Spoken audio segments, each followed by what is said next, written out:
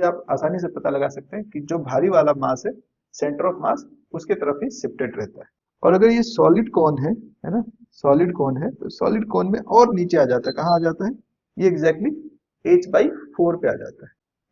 इसके ऊपर नेगेटिव मास को सुपर इम्पोज किया हमने, है ना। नेगेटिव मास को जैसे सुपर इम्पोज करेंगे वैसे ये इसको खा जाएगा और ये दोनों मिलकर ऐसा खोखला सा स्ट्रक्चर बन गया। तो अंदर के फोर्स के कारण इंडिविजुअल पार्टिकल एक्सेलरेट करेगा, उसका वेलोसिटी में चेंज आएगा, पोजीशन में चेंज आएगा, पर सेंटर ऑफ मास जहां का वही रह जाएगा। चलिए तो फिर से मैं आ गया हूँ वन शॉट वीडियो के साथ। आज का हमारा टॉपिक है सेंटर ऑफ मास। ये टॉपिक जो सेंटर ऑफ मास है, कहीं कहीं आपने देखा होगा चैप्टर का नाम होता है सिस्टम ऑफ पार्टिकल्स, राइट ना। ये मैकेनिक्स का एक बड़ा ही इंपॉर्टेंट टॉपिक होने वाला है, क्योंकि अभी तक जो हम लोगों ने पढ़ा है सीखा है उसमें हम लोग जनरली एक ही बॉडी समझ लेके चलते हैं और मोस्टली उस बॉडी को as a point mass treat करते हैं। मतलब हम कंसीडर करते हैं कि बॉडी जहां जा रहा है उसके सारे पॉइंट्स उसके साथ सेम वेलोसिटीज पे वैसे ही चल रहे हैं। पर क्या होता है जब सिस्टम ऑफ पार्टिकल्स की बात करते हैं, मोस्ट ऑफ द टाइम आप देखेंगे कि एक बॉडी भी आप लेते हैं बड़ा सा, तो उसके अलग अलग पार्टिकल्स हैं, है ना। और हो सकता है कि अलग अलग पार्टिकल्स अलग अलग वेलोसिटी से भी चल रहे हो। तो वैसे केसेस को कैसे डील करना है उसको समझने के लिए, उस कॉन्सेप्ट को सिंप्लीफाई करने के लिए चैप्टर बनाया गया है। तो अगर आप सेंटर ऑफ मास को अच्छे से समझ जाते हैं तो सिस्टम ऑफ पार्टिकल से रिलेटेड जो भी फिजिक्स है उनको समझना आसान हो जाता है। तो आइए पहले समझते हैं कि आज के इस क्लास में हम लोग क्या क्या सीखने वाले हैं, आज कौन कौन सा टॉपिक कवर करें। हाँ, तो आज के क्लास में जो हम डिस्कस करने वाले हैं, सबसे पहले तो सेंटर ऑफ मास क्या है इसका बेसिक डेफिनेशन समझें कि क्या है और क्यों है। उसके बाद अलग अलग सिस्टम के लिए, जैसे centre of mass of discrete point masses, अगर हर पॉइंट मास अलग अलग हो, एक दूसरे से जुड़ा हुआ नहीं हो, तो वैसे सिस्टम का सेंटर ऑफ मास कैसे पता करते हैं पहले ये समझेंगे। Centre of mass of rigid body, rigid body को हम लोग कंटिन्यूअस मास डिस्ट्रीब्यूशन भी कहते हैं। मतलब पॉइंट अलग अलग नहीं है, सब आपस में जुड़ा हुआ है, उनका भी कुछ सेंटर ऑफ मास होगा। तो वैसे रिजिड बॉडी के सेंटर ऑफ मास को भी समझेंगे, अलग अलग शेप का जो रिजिड बॉडी है उसका सेंटर ऑफ मास कैसे पता करते हैं। उसके साथ कुछ सिमेट्रिकल बॉडी का तो हम सेंटर ऑफ मास आसानी से पता कर लेते हैं, लेकिन कुछ स्ट्रक्चर ऐसा है जो सिमेट्रिकल नहीं, लेकिन उसको पार्ट्स में तोड़ दिया जाए तो सिमेट्रिकल दिखने लगता है, या किसी सिमेट्रिकल बॉडी से कुछ निकल गया है जिसके कारण वो सिमेट्रिकल नहीं दिख रहा है। तो वैसे सिचुएशन में भी हम सेंटर ऑफ मास को पता लगा सकते हैं, है ना। उसे बोलते हैं एडिटिव एंड नेगेटिव सिस्टम। साथ ही साथ हम इतना सेंटर ऑफ मास पे फोकस क्यों कर रहे हैं, जब बॉडी मूव करना शुरू करता है तो उसका सेंटर ऑफ मास का जो मोशन है वो कैसे हो रहा है इसको समझेंगे। उसके हेल्प से हम बॉडीज के इंडिविजुअल पार्टिकल्स के मोशंस को भी समझ सकते हैं, है ना। तो चलिए एक एक टॉपिक शुरू करते हैं। सबसे पहले आइए समझते हैं सेंटर ऑफ मास क्या है। तो डेफिनेशन को ध्यान से देखिएगा। Centre of mass of a body is an imaginary point. Centre of मास क्या है, कहीं फिजिकली वो मौजूद नहीं रहता है, वो एक इमेजिनरी पॉइंट है जिसे आपको विजुअलाइज करना पड़ेगा, है ना। Which is defined as the point at which the whole mass of the body is supposed to be concentrated. एक ऐसा पॉइंट जहां पे हम लोग मान सके कि पूरा का पूरा मास कंसंट्रेटेड हो गया है, और ये जो पूरा बड़ा सा बॉडी है या ढेर सारे पॉइंट्स मास से हैं उनको एक सिंगल पॉइंट के मास के जैसा भी ट्रीट किया जा सके। तो अगर हम पूरे बॉडी को सिंगल पॉइंट मास के जैसा ट्रीट करते हैं, मान लीजिए तो ये पेन है ना, इसको अगर हम सिंगल पॉइंट मास के जैसा ट्रीट करेंगे तो पेन का कौन सा पॉइंट है जहां पे आप पेन के सारे मास को रख सकते हैं, है ना। लोग कहेंगे बीच में, पर कहीं भी बीच में नहीं रख सकते क्योंकि कहीं ये मोटा है कहीं पतला है, तो एकदम सेंटर पे नहीं होगा। कोई एक ऐसा पॉइंट हमको ढूंढना है जहां पे अगर इसको रख दिया जाए तो सेंटर ऑफ मास का जब स्टडी किया जाए, मतलब उस बॉडी को पॉइंट मास समझ के स्टडी किया जाए, तो उसके सेंटर ऑफ मास का जो मोशन है, जो मूवमेंट है, वो लॉज ऑफ मोशन को फॉलो करता है। In order to study the motion of the body due to external forces in accordance to the with the Newton's law of motion. Newton's law of motion क्या कहता है कि जब भी external force लगेगा तो पार्टिकल एक्सेलरेट करेगा, है ना। जी सर, बिल्कुल सही है। जैसे यहाँ पे आप लोग ड्राइंग में देख रहे होंगे कि एक ड्राइंग मैंने बनाया है बॉटल का, उसको हमने फेंका, जैसे ये पेन को हमने कहीं उछाल के फेंका ऐसे, है ना। तो आप देख रहे हैं कि इसका एक एक पॉइंट जो है ना, जैसे इस पॉइंट पी को देखेंगे तो कभी ये इधर जा रहा था, कभी इधर जा रहा है ना, कभी नीचे आ रहा है। पर इस पे आप एक्सटर्नल फोर्स का, सिर्फ एक्सटर्नल फोर्स का असर नहीं देख रहे हैं, इस पे इंटरनल फोर्स अंदर में पार्टिकल भी एक दूसरे को खींच रहा है या जाने नहीं दे रहा है एक दूसरे से दूर, उसका भी असर है। लेकिन एक पॉइंट इसमें है जिसपे इंटरनल फोर्स का कोई फर्क नहीं पड़ता है, वो एक्सटर्नल फोर्स के हिसाब से चलता है। अब सपोज करिए कि ये जो पेन है अगर पॉइंट मास होता है तो इसको हम फेंकते हैं तो कैसे जाता है? तो ये एक प्रोजेक्टाइल पे जाता है ना? तो प्रोजेक्टाइल पे अभी भी जा रहा है। अगर इस पूरे मास को अगर पॉइंट मास कंसिडर किया जाए, कहाँ पे? इसके सेंटर ऑफ मास पे, इसमें एक ऐसा पॉइंट मिलेगा, उसको आप देखेंगे ध्यान से तो प्रोजेक्टाइल को फॉलो कर रहा है। बाकी सब पॉइंट्स है ना, थोड़ा कॉम्प्लेक्स मोशन कर रहा होगा, यहाँ है, यहाँ ऐसे घूम घूम हो सकता है, ऐसे घूम के यहाँ पहुंचा है ना, फिर एक राउंड घूम करके यहाँ पे पहुंचा। तो जो बाकी पॉइंट्स हैं इस बॉडी पे, वो अलग अलग तरह के पाथ को फॉलो करें, एग्जैक्ट प्रोजेक्टाइल को फॉलो नहीं कर रहा। पर हम जानते हैं कि ग्रेविटेशनल फील्ड के अंदर, यानी जहां कांस्टेंट फोर्स हो, अर्थ सरफेस के नियर हम लोग जनरली कांस्टेंट फोर्स मानते हैं ग्रेविटी का। तो जहां कांस्टेंट फोर्स है वहां किसी भी पार्टिकल को आप फेंक देंगे तो एक प्रोजेक्टाइल को फॉलो करता है। पर इस बॉडी में ढेर सारे पॉइंट है, सारे पॉइंट प्रोजेक्टाइल को फॉलो नहीं कर रहा है ना। तो कोई एक पॉइंट होगा इसमें, इस बॉडी में, या इस बॉडी के सराउंडिंग में भी हो सकता है, इस बॉडी के अंदर या बाहर। जनरली ये सेंट्रल पॉइंट पे होता है, हो सकता है कई बार जहां सेंटर ऑफ मास है वहां पे खाली जगह है, तो उस खाली जगह पे भी सेंटर ऑफ मास हो सकता है। आप उस पॉइंट को ध्यान में रखेंगे तो वो जो पॉइंट है बॉडी के साथ मूव कर रहा है ना। सारा बॉडी का पार्टिकल अलग अलग तरीके का एक कॉम्प्लेक्स नेचर का मोशन दिखा रहा है, पर सेंटर ऑफ मास जो है वो लॉज ऑफ मोशन को फॉलो करता हुआ, लॉज ऑफ मोशन क्या कह रहा है कि एक्सेलरेशन नीचे है, एक्सेलरेशन नीचे है, तो जो वेलोसिटी का हॉरिजॉन्टल कंपोनेंट है वो हमेशा कांस्टेंट रहता है, और नीचे वाला जो कंपोनेंट है वर्टिकल डायरेक्शन वाला वो धीरे धीरे कम होगा, जीरो होगा एक पॉइंट पे जाके, फिर वो उल्टे डायरेक्शन में बढ़ने लगता है, और हॉरिजॉन्टल कंपोनेंट वेलोसिटी का हमेशा कांस्टेंट रहेगा, जिसके कारण ये पाथ प्रोजेक्टाइल बन जाता है। तो प्रोजेक्टाइल का ये जो नियम है, या जो एक्सेलरेशन का ये जो नियम है, कि अगर एक्सेलरेशन वेलोसिटी के डायरेक्शन में नहीं है और कांस्टेंट है, तो पार्टिकल को कैसा मोशन फॉलो करना चाहिए? प्रोजेक्टाइल का। तो ये प्रोजेक्टाइल मोशन कौन फॉलो करेगा? सेंटर ऑफ मास फॉलो करेगा। यानी कि एक्सटर्नल फोर्स का जो भी असर है वो सेंटर ऑफ मास पे पड़ता है। बाकी पार्टिकल पे एक्सटर्नल फोर्स का भी कुछ असर है और कुछ इंटरनल फोर्स का भी असर है। तो एक्सटर्नल फोर्स के अकॉर्डिंग अगर आप न्यूटन्स लॉ ऑफ मोशन को अप्लाई करना चाहते हैं तो आप बॉडी के किसी भी पार्टिकल पे अप्लाई नहीं कर सकते हैं, सेंटर ऑफ मास पे अप्लाई करना पड़ेगा। इसलिए आप समझ चुके होंगे कि सेंटर ऑफ मास किसी भी बॉडी का पता करना कितना जरूरी है। इंपॉर्टेंस आपको समझ में आ गया कि सेंटर ऑफ मास का इंपॉर्टेंस क्या है। अब सबसे जरूरी जो पॉइंट है वो है सेंटर ऑफ मास का पता कैसे लगाना है ना। सबसे पहले centre of mass of discrete point mass से समझते हैं। पहले मैथमेटिकल तरीका, मैथमेटिकल डेफिनेशन समझते हैं कि सेंटर ऑफ मास का पता कैसे लगाएंगे, है ना। बहुत ध्यान से समझिएगा, कहीं कोई डाउट हो, कुछ भी कंफ्यूजन हो, बेहिचक पूछना है ना। मुझे उम्मीद है कि जो लोग भी वीडियो को देख रहे हैं वो बहुत सीरियस तैयारी में है और कुछ सीखने के लिए आए हैं, है ना। कोई भी बात ना समझ में आए, हो सकता है ऑनलाइन वीडियो है, मैं अभी तुरंत तो इस वीडियो में आपका डाउट नहीं सॉल्व कर पाऊंगा, पर मैं कोशिश करता हूं कि हर किसी के कमेंट का मैं जवाब दूं। आप कमेंट में लिखिए, कुछ भी डाउट होता है मैं पूरी कोशिश करूंगा उसको सॉल्व करने का। चैट में सॉल्व हो जाता है तो कमेंट में ही सॉल्व करेंगे, और नहीं हो पाता तो अलग से डिटेल वीडियो भी उस पॉइंट पे बनाया जा सकता है। आइए सबसे पहले हम लोग बात कर रहे थे कि ढेर सारा अगर पॉइंट मासेज है अलग अलग, डिस्क्रीट का मतलब अलग अलग पॉइंट मासेज है, तो उनका सेंटर ऑफ मास कैसे पता किया जाएगा। मान लीजिए यहाँ पे ढेर सारा पॉइंट मास है ना, ढेर सारा पॉइंट मास है, तो इनका सेंटर ऑफ मास इन्हीं के बीच में कहीं होगा, है ना।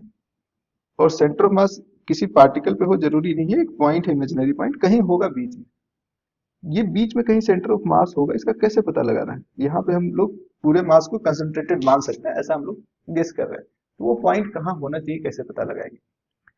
किसी भी पॉइंट को बताने के लिए हमको एक्सिस सिस्टम की जरूरत पड़ती है ना। जैसे आप हवा में बोल दें कि यहाँ है 10 किलोमीटर दूर है, तो नहीं पता चलेगा, आपको बताना पड़ेगा कि ओरिजिन किसको मान रहे हैं, वहां से किस डायरेक्शन में कितना दूर चलेंगे तब हम उस पॉइंट तक पहुंचेंगे। इसीलिए एक्सिस सिस्टम के हेल्प से किसी भी पॉइंट का लोकेशन बताया जा सकता है। तो मान लीजिए सेंटर ऑफ मास का जो लोकेशन है उसका पोजिशन वेक्टर आरसीएम है ना। अब ये आरसीएम चेंज होगा और डिपेंड कर रहा है किस पे। अगर आप सारे मास को शिफ्ट कर देंगे तो सेंटर ऑफ मास भी शिफ्ट हो जाएगा, यानी कि हर मास के पोजीशन पे ये, या कोई एक पॉइंट को भी शिफ्ट कर देंगे तो इसका सेंटर ऑफ मास का पोजीशन शिफ्ट हो जाएगा। तो इसका मतलब तो साफ है कि सेंटर ऑफ मास का जो पोजीशन है हर इंडिविजुअल पार्टिकल के पोजीशन पे डिपेंड कर रहा है ना। मान लीजिए कि यहाँ पे कोई फर्स्ट मास है, उसका पोजीशन वेक्टर है r1, सपोज करते हैं। कोई दूसरा मास, उसका पोजीशन वेक्टर है r2, है ना। ऐसे ढेर सारे पॉइंट मासेज हैं। लेट्स से कि जो आखिरी वाला मास है वो mn है, इसका पोजीशन वेक्टर rn है ना। सभी का पोजीशन वेक्टर ड्रॉ नहीं कर रहे हैं, ड्राइंग बहुत कॉम्प्लेक्स हो जाएगा इसलिए। तो इस R1 R2 R3 पे RCM कैसे डिपेंड करता है इसको समझना है। जो मैथमेटिकल तरीका पाया गया है अभी तक वो क्या कहता है, वो कहता है कि जो RCM होगा वो बराबर होगा किसके, इसको हम लोग बोलते हैं momentum of mass. Momentum of mass क्या है, मास को अगर आप पोजीशन वेक्टर R से मल्टीप्लाई कर दें तो ये मोमेंटम ऑफ मास हो जाता है। इसको मोमेंटम ऑफ मास नहीं, सॉरी इसको करेक्ट कर लीजिए, इसको मोमेंट ऑफ मास कहते हैं, मोमेंट ऑफ मास। तो जो मोमेंट ऑफ मास उसको ऐड करके टोटल मास से डिवाइड करना, m1r1 plus m2r2 plus m3r3 dot dot dot up to last mnrn, इन सबको डिवाइड करना है टोटल मास से, m1 plus m2 plus m3 plus dot dot dot last वाला mn। ये डेफिनेशन है। क्यों आया है, कैसे आया है, इसका क्या इंपॉर्टेंस है, कैसे ये जो सेंटर ऑफ मास का पोजीशन है वो फॉलो करता है लॉज ऑफ मोशन को, इसको हम लोग धीरे धीरे आगे चल के समझेंगे, है ना। पहले मैथमेटिकल डेफिनेशन पे ध्यान दीजिए। यहाँ तक कोई कंफ्यूजन कोई डाउट हो तो आप जरूर बताइएगा। ये पोजीशन वेक्टर का डेफिनेशन हुआ। अब इसको लिखने का अलग अलग तरीका होता है, क्योंकि ये बहुत लंबा सीरीज बन रहा है। तो इस और सब सारे समेशन में कॉमन क्या है, मास और आर, है ना। पर साथ साथ मास और आर का नंबर बदल रहा है, m1 m2 r1 r2 ऐसे। तो हमने जो नंबर है उसके जगह पे आई लिख दिया, और हमने कहा कि यहाँ पे आई जो है चेंज हो रहा है 1 से लेकर के n तक, और m r का आई की वैल्यू चेंज करते हुए जितना टर्म बन रहा है सबको जोड़ना है अप टू आई की वैल्यू 1 से n तक, divided by summation of mi। तो ये जो ऊपर हमने लिखा है सीरीज समेशन का, उसको लिखने का एक शॉर्टकट तरीका, दोनों का मतलब एक ही है। आप ऊपर वाला ही लेके चलिए, क्वेश्चन सॉल्व करने में आपको हर एक टर्म का लिखना पड़ेगा, और उसमें जो n नंबर हमने लिया है उसमें कहीं 2 कहीं 3 कहीं 4 ऐसे ही आएगा, रियलिस्टिक नंबर आएगा जिसके लिए आप आसानी से सेंटर ऑफ मास पता कर सकते हैं। बोले ठीक है सर, पर पॉइंट को दिखाने का क्या एक ही तरीका है कि सिर्फ पोजीशन वेक्टर से दिखाया जाए, कुछ और तरीका आपके दिमाग में आ रहा हो तो बताइए। एक तरीका और है, हम इसके कोऑर्डिनेट्स इसको दिखाते हैं, एक cm y cm और z cm, ऐसे एक्स एक्सिस पे उसकी दूरी क्या है, वाई एक्सिस पे दूरी क्या है, जेड एक्सिस पे दूरी क्या है। इस तरह से अगर भी पता चल जाए, कोई पॉइंट हवा में है, एक्स की तरफ कितना चलना होगा, फिर वाई के डायरेक्शन में कितना चलना होगा, ऊपर कितना चलना होगा ताकि हम पॉइंट पे पहुंच जाए। इस एक्स वाई जेड कोऑर्डिनेट, हर यूनिक पॉइंट का एक यूनिक कोऑर्डिनेट्स होगा, उससे भी हम उसका लोकेशन पता कर सकते हैं। अगर उसके टर्म में बताना हो तो क्या करेंगे, तो बड़ा आसान है। आसान क्या है, जैसे पॉइंट 1 है, उसका पोजीशन वेक्टर r1 है, तो कोऑर्डिनेट्स उसका x1 y1 z1 ऐसा होगा। अब एक चीज आप जानते हैं कि यहाँ पे RCM की जगह पे हम सीधे एक CMI, जो कोऑर्डिनेट है उसका वेक्टर से क्या रिलेशन है, कोऑर्डिनेट जो होता है वेक्टर के कंपोनेंट्स के बराबर होता है। यानी अगर आप वेक्टर को 3 कंपोनेंट में लिखा जाए, x y और z कंपोनेंट के टर्म में, तो जो कोऑर्डिनेट्स है वो कंपोनेंट के बराबर हो जाता है। यानी अब एक वेक्टर x cm के बराबर x के डायरेक्शन में, एक वेक्टर y cm के बराबर y के डायरेक्शन में, और z cm के बराबर z के डायरेक्शन में, तीनों वेक्टर को जब जोड़ेंगे तो RCM जो वेक्टर है, पोजीशन वेक्टर, वो मिल जाएगा। तो RCM को मैं से रिप्लेस कर सकते हैं, x cm y cm j plus z cm k, इससे रिप्लेस कर सकते हैं। हाँ सर। तो इसी तरह हम क्या करेंगे, m1 r1 की जगह पे x1 i plus y1 j plus z1 k, ये लिख सकते हैं। बिल्कुल सर। और इसके बाद इसके नीचे अपना m2 into x2i plus y2j plus z2 k, ऐसे ये सिलसिला चलेगा nth टर्म तक, फिर सबको डिवाइड भी करना है टोटल मास से, है ना। सर। अब इस पूरे प्रोसेस में, इस कड़ी में आप देखेंगे इस समेशन को भी आसान तरीके से लिखा जा सकता है। क्या लिखा जा सकता है आसान तरीके से, m1 x1 आ रहा है, m2 m1 y1 आ रहा है, m1 z1 आ रहा है, 3 वेक्टर आ रहा है पहले टर्म में, दूसरे टर्म में भी 3 वेक्टर है, m2 x2 m2 y2 m2 z2। अब इन तीनों वेक्टर में सब में 3 वेक्टर आ रहा है, 3 अलग डायरेक्शन में, पर इन सब में कॉमन बात क्या है कि हर एक टर्म में, है ना, mr वाले हर एक टर्म में एक वेक्टर x की तरफ है, दूसरा y की तरफ, तीसरा z की तरफ। तो सभी टर्म में से x के डायरेक्शन में जो वेक्टर उसको एक साथ जोड़ेंगे, यानी m1 x1 के साथ m2 x2 को जोड़ा जा सकता है। एक ही डायरेक्शन में वेक्टर है तो उसका मैग्नीट्यूड जुड़ जाता है, ये आप जानते हैं। तो जब आप m1 x1 को m2 x2 के साथ m3 x3 के साथ जोड़ेंगे तो क्या मिलने वाला है sir, m1 x1 plus m2 x2 में m1 x1 plus m2 x2 जोड़ देंगे, और ऐसे करते हुए एम एन एक्स एन तक चले जाएंगे। इन सबको जोड़ने से जो वेक्टर मिलेगा वो फाइनली एक्स के डायरेक्शन में ही होगा। उसी तरह सबका जो y कंपोनेंट है, सब में जो y की डायरेक्शन का वेलोसिटी है m1 y1 plus m2 y2 plus dot dot dot last तक, है ना, mn yn। मेरे से छुप रहा है, आवाज पे ध्यान दीजिए। mn yn यहाँ लास्ट तक चले गए, प्लस अभी रुकना नहीं है, लास्ट टर्म तक जाना है। लास्ट टर्म क्या है, mn xn plus, sorry x नहीं आएगा अभी, अब लास्ट वाला जो थर्ड टर्म बनेगा ना, लास्ट लास्ट तक भी नहीं जाना, तीन ही टर्म बनना ना अभी। तो जो तीसरा होगा वेक्टर वो जेड के डायरेक्शन में होगा, सबको जोड़ देंगे तो m1 z1 plus m2 z2 plus dot dot dot last term है mn zn। इन सबका सब डिवाइडेड बाई सबको टोटल मास से डिवाइड करिए, m1 plus m2 plus dot dot dot dot आखिरी वाला क्या है mn, है ना। अब इन सबों में आप देखेंगे तो लेफ्ट साइड में अपने पास तीन वेक्टर है, x के डायरेक्शन में xcm, y के डायरेक्शन में ycm और z के डायरेक्शन में zcm। अगर आप किसी भी वेक्टर का तीन कंपोनेंट लेंगे तो सबसे इंटरेस्टिंग बात क्या है ना, अगर दोनों तरफ वेक्टर तीनों कंपोनेंट का सम सेम है, 90 डिग्री पे तीन कंपोनेंट है और तीनों का सम सेम है, तो वो तीनों कंपोनेंट भी आपस में सेम होंगे। अगर एक्स वाई जेड कोई भी कंपोनेंट आपने चेंज कर दिया ना, या एक्स और वाई को और जेड को अलग अलग रख करके सेम सम खोजेंगे तो कभी नहीं होगा। जैसे हर एक पॉइंट का एक यूनिक कोऑर्डिनेट्स होता है, उसी तरह हर पॉइंट्स का जो पोजीशन वेक्टर होगा उनके तीनों कंपोनेंट्स यूनिक होंगे, उसको बदला नहीं जा सकता। यानी एक्स ये बराबर होगा पहले वाले टर्म के, वाई सी एम बराबर होगा दूसरे वाले टर्म के, ऐसे करके इसमें तीन टर्म बन रहा है ना। ओवरऑल फाइनल कंक्लूजन क्या है, एक्स सी एम जो है बराबर है m1 x1 plus m2 x2 plus up to mn xn, last term तक जाना, डिवाइडेड बाई सबको तीनों टर्म को मास से डिवाइड करना पड़ेगा कि टोटल सम को फिर हमको टोटल मास से डिवाइड भी करना था। m1 plus m2 plus m3 plus dot dot dot up to last term mn। वैसे ही YCM का फॉर्मूला बन गया m1 y1 plus m2 y2 plus m3 y3 से लेकर के mn yn तक, है ना, और फिर सबको टोटल मास से डिवाइड करना। ये फॉर्मूला एक खास तरह के पैटर्न को बार बार रिपीट कर रहा है ना, इसीलिए चैप्टर समझना बहुत आसान है। बहुत ज्यादा फॉर्मूला जो भी आपको दिखेगा ना वो कहीं ना कहीं इसी पैटर्न को फॉलो करता हुआ दिखेगा। उसके बाद ZCM है, ZCM को भी ऐसे लिख सकते हैं m1 z1 plus m2 z2 plus m3 z3 से लेकर के mn zn तक, divided by total mass m1 plus m2 plus up to mn।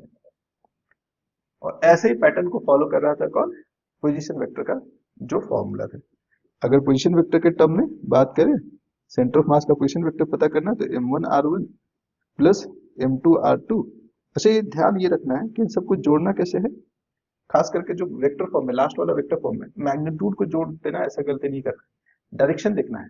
कई कई बार ऐसा भी हो सकता है r1 r2 अलग अलग डायरेक्शन में जा रहे हैं, है ना, नेट सम जीरो भी हो जाएगा, तो ये भी पॉसिबिलिटी है। इसीलिए हमेशा डायरेक्शन का ध्यान रखते हुए इसको जोड़ना है, m3 r3 प्लस आखिरी वाला mn rn divided by total mass m1 plus m2 plus dot dot dot mn rn। ये बेसिक फॉर्मूला है। इस सॉरी लास्ट में r तो रहेगा नहीं, नीचे सिर्फ मास है। तो ये अपने पास बेसिक फॉर्मूला है सेंटर ऑफ मास का, लगभग सारा कॉन्सेप्ट इसी से सॉल्व होने वाला है। अब इसी को एक लिखने का स्टैंडर्ड तरीका है mi xi का summation divided by summation of mi।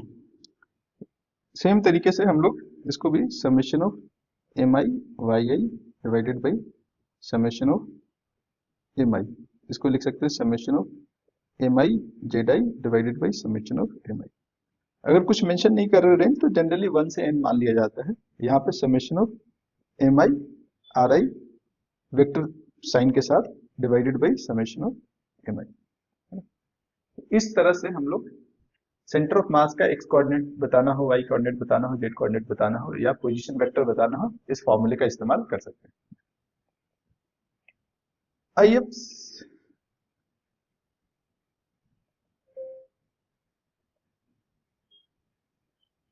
आइए देखते हैं अब इस पे किस तरह के सवाल पूछे जाते हैं। तो ये क्वेश्चन कह रहा है 3 particles of masses 50 gram 100 gram and 150 gram are placed at the vertices of equilateral triangle of solid 1 meter of side 1 meter as shown in the figure। आइए अब देखते हैं इस पे सवाल कैसे पूछा जाता है। कह रहा 3 particles of masses 50 gram 100 gram and 150 gram are placed at the vertices of an equilateral triangle। 3 point mass है m1 m2 m3 तीनों का वैल्यू दिया हुआ है जो इक्विलेटरल ट्रायंगल के वर्टिसेस पे रखा गया जिसका साइड लेंथ 1 मीटर है। पूरे ट्रायंगल का जो साइड लेंथ है इक्विलेटरल तो सारे साइड लेंथ 1 मीटर होगा। As shown in figure the x y coordinates of the centre of mass will be. तो अब आप ऐसे सोच सकते हैं कि जो मास है ना, सब मास अलग अलग है ना, तो सेंटर ऑफ मास बीच में कहीं होगा, एग्जैक्ट बीच में नहीं होता है क्योंकि ये सिर्फ डिस्टेंस का एवरेज नहीं है, मास मल्टीप्लाइड विद डिस्टेंस है ना। तो जिसका मास बड़ा होगा सेंटर ऑफ मास थोड़ा उसके तरफ शिफ्टेड रहता है। जनरली हम लोग धीरे धीरे इसको समझेंगे। देखिए ठीक है, तो बीच में कहीं सेंटर ऑफ मास होगा ऐसा मान ले रहे हैं, बीच में कहीं सेंटर ऑफ मास होगा। पर अब हमें सेंटर ऑफ मास का एक्स और वाई कोऑर्डिनेट पता करना है। सेंटर ऑफ मास का एक्स और वाई कोऑर्डिनेट पता करने से पहले हमें m1 का m2 का और m3 का एक्स एंड वाई कोऑर्डिनेट पता होना चाहिए।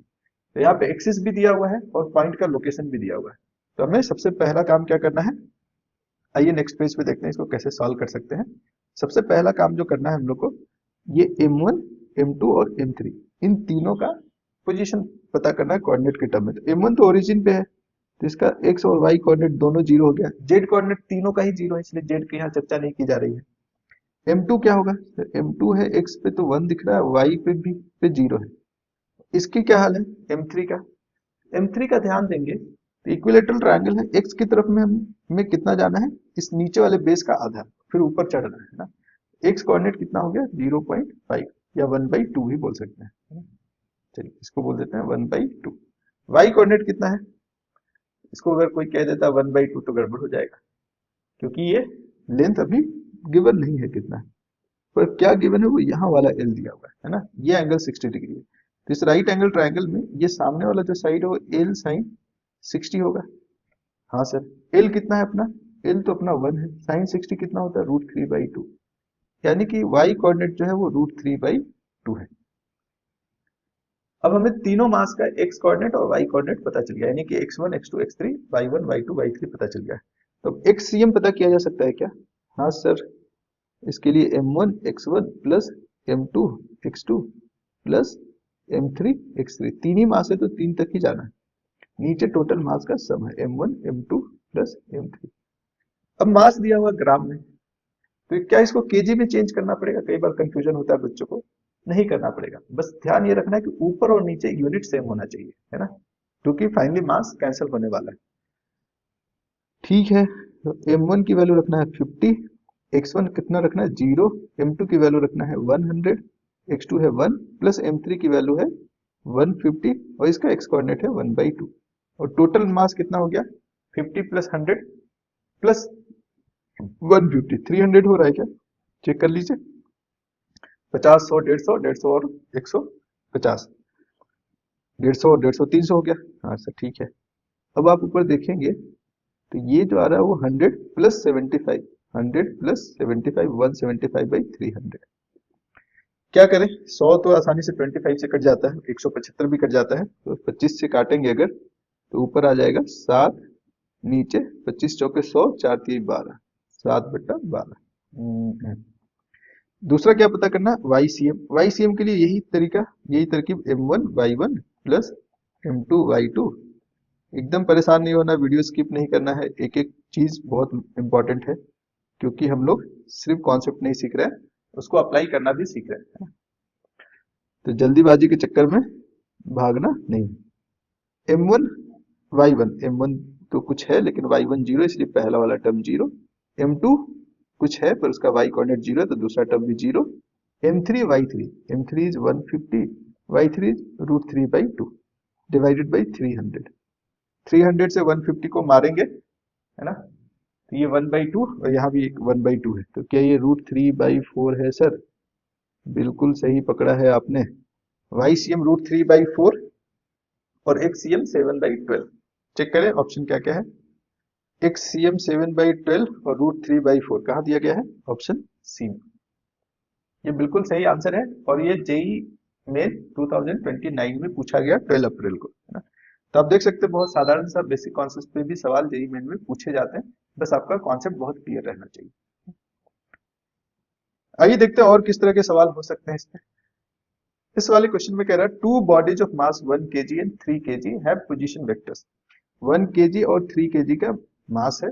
1 kg वाले का पोजीशन वेक्टर है I + 2j + k and -3i -2j + k 3 kg वाले का पोजीशन वेक्टर है respectively. The centre of mass of this system has position vector. Centre of mass का पोजीशन वेक्टर क्या होगा? यानी कि ये अपना R1 दिया हुआ वेक्टर फॉर्म में और ये अपना R2 दिया हुआ वेक्टर फॉर्म में और RCM पता करना है। दोनों के करस्पॉन्डिंग मास भी दिया हुआ है, तो सीधे R वाला फॉर्मूला लगाएंगे। ये भी जेई 2009 में पूछा है ना। RCM के लिए सीधे आ जाएंगे कहाँ पे? M1 R1 plus M2 R2। अब ये दोनों वेक्टर को जोड़ने के लिए दोनों का मैग्नीट्यूड और डायरेक्शन पता होना चाहिए या फिर ये कंपोनेंट के फॉर्म में होना चाहिए। तो ये ऑलरेडी कंपोनेंट के फॉर्म में, तो काम ऐसे ही आधा आसान हो गया। टोटल मास कितना है यहाँ पे? Total sir M1 plus M2 यानी कि 4 हो जाएगा। ठीक है, M1 1 है, 1 के साथ आप किसी को मल्टीप्लाई कर दे तो एज इट इज रह जाता है, यानी I + 2j + k को 1 से मल्टीप्लाई करना है और R2 को जोड़ने से पहले M2 से मल्टीप्लाई करना है यानी 3 से। तो आप 3 से इस वेक्टर को डायरेक्ट मल्टीप्लाई करके लिख दीजिए, कितना हो गया? -9i, अब ये प्लस साइन को हटा देते हैं, -3 × 2 6j + 3k। अब इन दोनों को जोड़ करके टोटल 4 से डिवाइड कर देना, बस आंसर आ गया, है ना। देखिए एक दो लाइन में आंसर आ जाता है जेई मेन के सवाल भी, अगर कॉन्सेप्ट बहुत बढ़िया है, क्लियर है, तो आसानी से सॉल्व कर सकते हैं। अब जल्दी से आप लोग भी बता सकते हैं आंसर क्या होगा। ये -9 और 1 जोड़ करके -8i, 2 और -6 जोड़ करके -4j, k और 3k को जोड़ देंगे तो +4k और सबको डिवाइड करना 4 से। तो 8 भी 4 से डिवाइड हो रहा है, -2i, 4 भी हो रहा है, हो जाएगा j सिर्फ +k। देखते हैं कोई आंसर मिल रहा है कि नहीं। -2 से शुरुआत कहाँ हो रहा है? यहाँ, यहाँ, यहाँ, ये वाला। करेक्ट मैच अपना ऑप्शन ए का है ना। अब ढेर सारा पॉइंट मास है, उसका हमने सेंटर ऑफ मास निकालना सीखा। अब 2 पॉइंट मास का सेंटर ऑफ मास कैसे पता करेंगे? प्रोसेस वही है, लेकिन इसमें कुछ बढ़िया बेहतरीन चीज समझने वाले हैं। सेंटर ऑफ मास का नेचर भी पता चलेगा, है ना। समझ लीजिए कि अगर आपके पास 2 पॉइंट मास है ना, M1 और M2, सेंटर ऑफ मास कहीं बीच में होगा।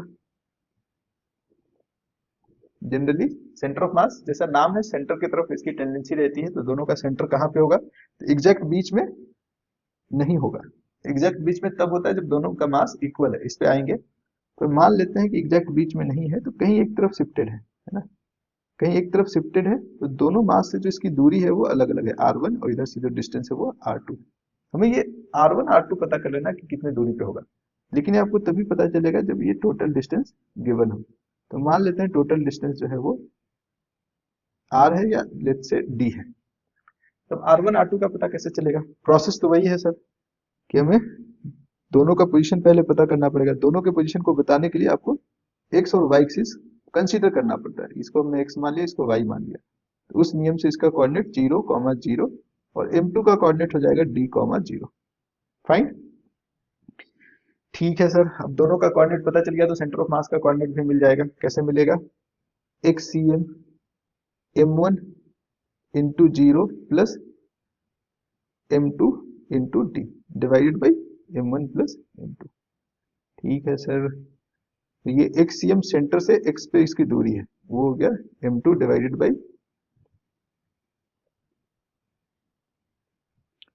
M1 + M2 × D। ये x CM हुआ। और x CM पे ध्यान देंगे, और y CM अगर यहाँ पे बात कर लेते हैं पहले, y CM में क्या होगा? y कोऑर्डिनेट दोनों का 0 है, तो दोनों ही मास अगर x एक्सिस पे है, तो जिस लाइन पे 2 पॉइंट मास है उसी लाइन पे सेंटर ऑफ मास आएगा। उस लाइन पे कोई भी पॉइंट होगा तो उसमें आप देखेंगे तो सिर्फ x CM मिलेगा, y CM 0 मिलेगा। या M1 × 0 + M2 × 0, 0 0 है ना, तो ऊपर न्यूमरेटर 0 डिवाइडेड बाई कुछ भी रखेंगे 0 ही आना है फाइनली, तो ये 0 आ रहा है। ठीक है, तो ये जो x CM है क्या R1 के बराबर है? बिल्कुल सही, ये R1 के बराबर है। अगर R2 पता करना हो तो कैसे पता करेंगे?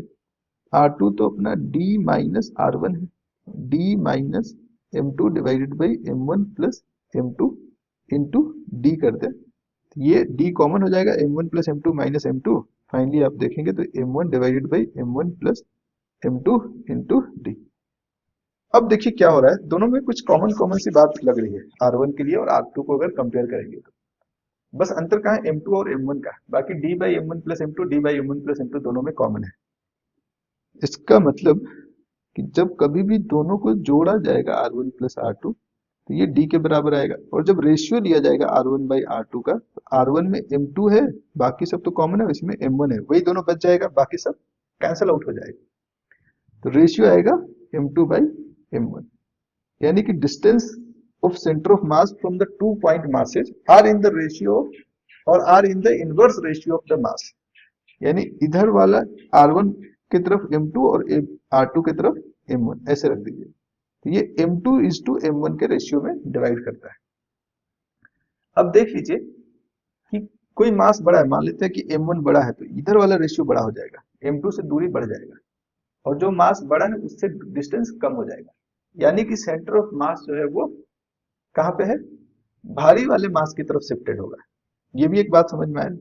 क्या क्या समझ में आया? सेंटर ऑफ मास जो एग्जैक्टली बीच में नहीं होता है, सेंटर ऑफ मास जो है वो जो भारी वाला उसकी तरफ शिफ्टेड होता है, और जो हल्का वाला उससे थोड़ा दूर होता है, यानी दो मास रखा गया, एक बहुत छोटा एक बहुत बड़ा, तो सेंटर ऑफ मास भारी वाले की तरफ शिफ्टेड होगा। जैसे इस पेन की बात करें, अगर इसका नीचे वाला पोर्शन भारी है तो बीच में सेंटर ऑफ मास ना होकर के भारी वाले मास की तरफ कहीं शिफ्टेड होगा, है ना।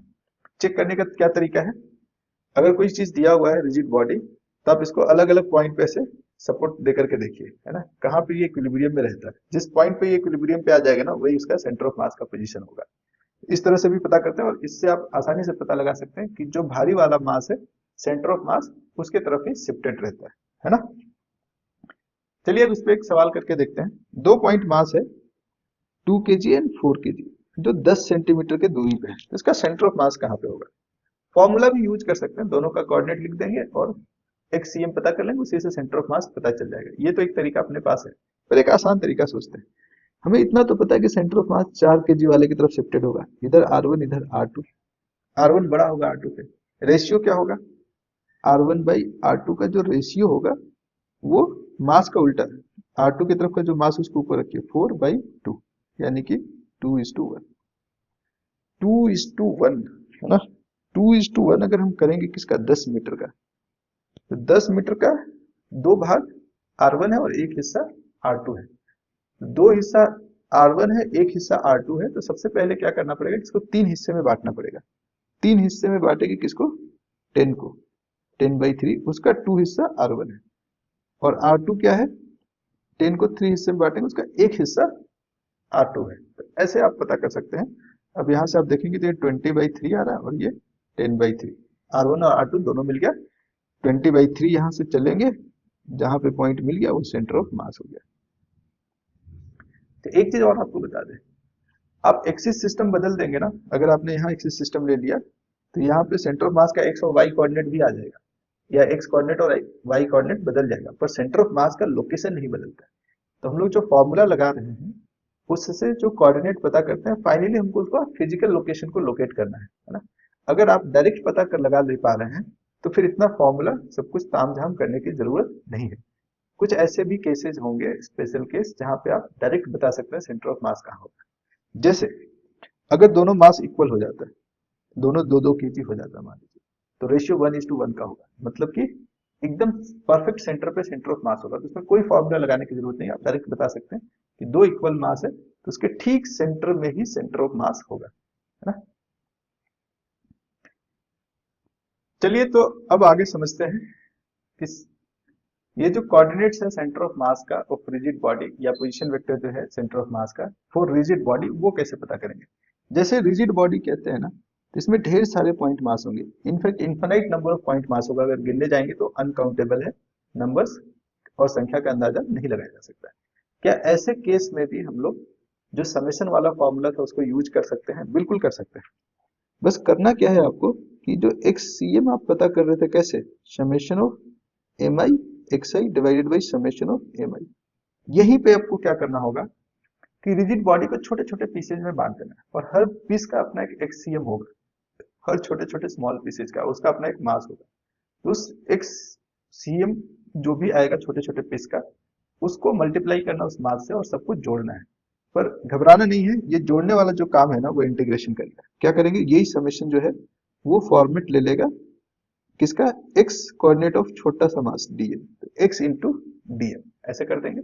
और ये एक्स वेरिएबल है, लिमिट आप ऐसा सेट करिए कि सारा का सारा मास और सारा का सारा पॉइंट कवर हो जाए, इसलिए यहाँ पे लिमिट रिप्रेजेंट नहीं कर रहे, पर लिमिट हम लोग सेट करेंगे अकॉर्डिंगली। डिवाइडेड बाई टोटल मास, इसको हम लोग 1/m, टोटल मास अगर आपको पता है तो 1/m integration of x DM भी लिख सकते हैं। उसी तरह से वाई सी एम अगर पता करना है रिजिड बॉडी का, तो जो summation of m i y i था डिवाइडेड बाई टोटल मास, उसके लिए हम लोग यूज कर सकते हैं integration of y into d m divided by integration of d m. या मास अगर आपको पता है पहले से तो 1/m into integration of y d m कर लीजिए, है ना। अब आप समझ गए होंगे कि जेड सी एम के लिए क्या करना है। जहां हम summation of m i z i कर रहे थे, उसी समेशन को बदल देना है, उसी समेशन को शक्ल दे देना है इंटीग्रेशन का। आप इंटीग्रेशन का नाम आप सुन के घबरा रहे होंगे, मुझे समझ में आ रहा है थोड़ा थोड़ा, पर घबराने वाली कोई बात नहीं है। हम लोग एक एक चीज बहुत आराम से प्यार से सीखने वाले हैं, है ना। ये 1/m integration of z d m. और अगर कहीं जरूरत पड़ गया पोजीशन वेक्टर पता करने का, तो वो भी काम इंटीग्रेशन से हो सकता है। इसके लिए 1/m integration of r into d m करना है, इसको इंटीग्रेट करना है। कई बार पोजीशन वेक्टर को कंपोनेंट में रिजॉल्व करके इंटीग्रेट कर लेते हैं, तो फिर से वही एक्स वाई जेड कंपोनेंट मिल जाएगा, यानी x CM y CM z CM मिल जाएगा। और अगर सारे मास का पोजीशन वेक्टर सेम ही डायरेक्शन में है तो बिना कंपोनेंट लिए भी डायरेक्ट इंटीग्रेट कर सकते हैं आर डी एम को। तो इसमें थोड़ा सा अलर्ट रहना पड़ता है, बाकी ऊपर के सारे केसेस आसान है। थोड़ा सा इंटीग्रेशन में कहीं कहीं दिक्कत हो सकता है, उसको हम लोग आगे चल के डिस्कस कर लेंगे, है ना। एक केस देख लिया जाए इस पे, ये कैसे सवाल हो सकते हैं, इस पर अगर इंटीग्रेट करना पड़े तो क्या करेंगे। A rod of linear mass density, एक रॉड है जिसका लीनियर मास डेंसिटी है lambda is equal to 2x। Linear mass density क्या होता है, यूनिट लेंथ का मास। छोटा छोटा पीस में इसको बांट दे तो 1 यूनिट लेंथ का जो मास होगा वो क्या होगा, है ना। तो ये जो मास पर यूनिट लेंथ है ना, वो हर छोटे छोटे सेक्शन के लिए बदल जा रहा है ना। मतलब पूरा 1 यूनिट लेंथ लेने की जरूरत नहीं है, छोटा छोटा सेक्शन में भी ये बदल जा रहा है। ये वेरिएबल है देखिए, यानी कि अगर आप इस एंड पे रहते x इज इक्वल टू 0 पे, तो लेमडा 0 है। जैसे जैसे x की वैल्यू 1 हो जाएगा तो लेमडा 2, x की वैल्यू 2 हो जाएगा तो लेमडा 4, लेमडा बढ़ता जा रहा है। मतलब आप एक एंड से दूसरे एंड की तरफ जाएंगे तो डेंसिटी इसकी बढ़ रही है, ये बता रहा है। डेंसिटी बढ़ रहा है तो बहुत खतरनाक हो गया, अब तो डरावना सा हो गया है। सब करेंगे क्या इसमें, अब इसको एक्स एक्सिस पे रखा गया, इसका सेंटर ऑफ मास का लोकेशन पता करना है। तो सेंटर ऑफ मास का लोकेशन पता करना है तो आपको पता है कि एक्स एक्सिस पे ही होगा, यानी एक्ससीएम पता करना है। क्या करेंगे, चलिए आगे समझते हैं क्या कर सकते हैं इस पे। सबसे पहला काम क्या करते हैं इसमें, हम इस जो रॉड दिया हुआ है ना उसको स्मॉल सेक्शन में डिवाइड कर देते हैं। इतना छोटा सेक्शन, कोई एक डिस्टेंस एक्स पे, है ना। ऐसे छोटे छोटे ढेर सारे सेक्शन आपके पास हो जाएंगे। अब ये स्मॉल सेक्शन का जो थिकनेस है वो dx है, छोटा सा लेंथ है। डिस्टेंस सेंटर से x है। छोटा सा लेंथ क्यों लिया, क्योंकि हर छोटे से लेंथ के बाद डेंसिटी जो है वो चेंज हो जा रहा है। हम मान रहे हैं इस छोटे से लेंथ के लिए डेंसिटी कांस्टेंट है, कितना, जितना x डिस्टेंस पे होता है। यानी इस वाले का जो लीनियर मास डेंसिटी है लेमडा, वो 2 इंटू एक्स है। अब आप x में जो भी बदलाव करेंगे उसके हिसाब से लेमडा चेंज होता जाएगा। अच्छा, लेमडा का क्या रोल है, लेमडा जो लीनियर मास डेंसिटी है उसका क्या रोल है। हमें तो पता करना है क्या, इस छोटे से पीस का मास पता करना है, डी है ना। जब आप एक्स सी एम पता करने जाते हैं और जैसे इंटीग्रेट करना है हमें, किसको इंटीग्रेट करना है, एक्स इंटू डी एम को। जैसे टोटल मास नहीं दिया तो हमें इंटीग्रेशन ही करना पड़ेगा, ठीक है। तो पहला समस्या आता है कि आप इंटीग्रेशन ऑफ एक्स कर सकते हैं विद रिस्पेक्ट टू एक्स, मतलब एक्स डी एक्स रहता तो इंटीग्रेट कर देते, पर एक्स डी एम को कैसे इंटीग्रेट किया जाएगा। एक्स डीएम को इंटीग्रेट करने के लिए किसी भी तरीका से, किसी भी तरकीब से हम कोशिश करते हैं कि डीएम को एक्स के फॉर्म में बदला जाए, मास को लेंथ के फॉर्म में बदला जाए। तो आप ऐसे देख सकते हैं कि हर पीस का जो लेंथ है ना, वही मास को डिसाइड करेगा। बड़ा लेंथ लेंगे बड़ा मास, छोटा लेंगे लेंथ लेंगे छोटा मास। तो लेंथ के साथ मास का क्या रिलेशन है? तो जो लीनियर मास डेंसिटी होता है, मास पर यूनिट लेंथ, उससे अगर लेंथ को मल्टीप्लाई किया जाए, छोटा पीस का लेंथ कितना है? dx, तो लेमडा इंटू dx ही dm है। ओहो, तो ये हो गया अपना काम, यानी इंटीग्रेट करना है हमको x into lambda into dx को, और नीचे इंटीग्रेट करना लेमडा इंटू dx। पर अभी खुश नहीं होना है, लेमडा जो है यहाँ पे वेरिएबल है, कांस्टेंट नहीं है, वो x का फंक्शन है। पर जो भी है x का ही फंक्शन है, इंटीग्रेट तो किया जा सकता है। इसके जगह पे 2x रख दीजिए dx, नीचे में इंटीग्रेशन ऑफ लेमडा की जगह पे 2x dx। अच्छा, लिमिट क्या आप रखें? ऐसा लिमिट रखना कि ये जो छोटा छोटा पीस है, वो सारा पीस इस रॉड पे, उन सारे पीसेस के लिए x dm जो है वो ऐड हो जाए, इंटीग्रेट हो जाए। तो हम क्या करेंगे, जो सबसे पास वाला यहाँ वाला पीस है, पहला पीस, उसके लिए x की वैल्यू 0 लेना। फिर जैसे जैसे हम लोग आगे बढ़ते जाएंगे x बढ़ता जाएगा, कहाँ तक आखिरी जाना है, x is equal to l तक। तो जो लोअर लिमिट है वो अपना 0 है, और अपर लिमिट जो है वो l है। ऐसे लिमिट डिसाइड करते हैं। फाइन है। अब क्या करें सर, अब क्या करें, अब क्या करें? 2 को बाहर रख लीजिए, अंदर में एक्स स्क्वायर dx है, लिमिट है 0 से l तक। नीचे वाले में भी 2 बाहर, अंदर में सिर्फ x है, dx है, लिमिट है 0 से l तक। अब इसी इंटीग्रेशन को कर दीजिए, यही कमाल करना है आपको। तो होगा कैसे? एक्स स्क्वायर का इंटीग्रेशन। अब देखिए, जिनको डर लग रहा हो इंटीग्रेशन से, ज्यादातर केसेस में जो इंटीग्रेशन करने के लिए पूछा जाता है आपसे, वो x to the power n है। अगर इस फॉर्मेट में कोई भी आ जाए उसको इंटीग्रेट करना, तो एक ही रूल याद रखना है, इंटीग्रेशन मतलब बढ़ता है, डिफरेंशिएशन मतलब घटता है। बस ट्रिक बता रहे हैं सर, सही में नहीं है, डेफिनेशन नहीं है। बढ़ेगा क्या? x का पावर, x का पावर अगर 2 है तो 1 बढ़ जाएगा, कितना हो जाएगा? x टू द पावर 3, और उसी नंबर से डिवाइड करना है। एक्स स्क्वायर का इंटीग्रेशन x3/3, और लिमिट पुट करना उसके बाद 0 से l। ऊपर में 2 था, अच्छा ये 2 को मारिए, ढोने की क्या जरूरत है। नीचे अपना होगा x था सिर्फ, उसका इंटीग्रेशन हो जाएगा x² 2, लिमिट रखना है 0 से l। अब क्या होगा, ये 1/3 और इधर 1/2, दोनों को अगर एक साथ मिला दिया जाए तो 2/3। यहाँ x to the power 3 minus 0, sorry, x की जगह पे रखना है l, l to the power 3 minus, x की जगह पे l रखा तो l टू द पावर 3 बन गया, x की जगह 0 रखेंगे तो 0 टू द पावर 3 बन जाएगा। 0 का पावर 3 मतलब 0 ही होता है, तो l के पावर 3 में से 0 घटाएंगे तो l टू द पावर 3 बचेगा। यहाँ पे x टू द पावर 2 है, तो पहले l का पावर 2 करना है, फिर 0 का पावर 2 करना है, दोनों का डिफरेंस लेना है। l का पावर 2 माइनस 0, l का पावर 2 रह जाएगा। अब इसको और सिंप्लीफाई कर लेंगे, तो क्या बन गया?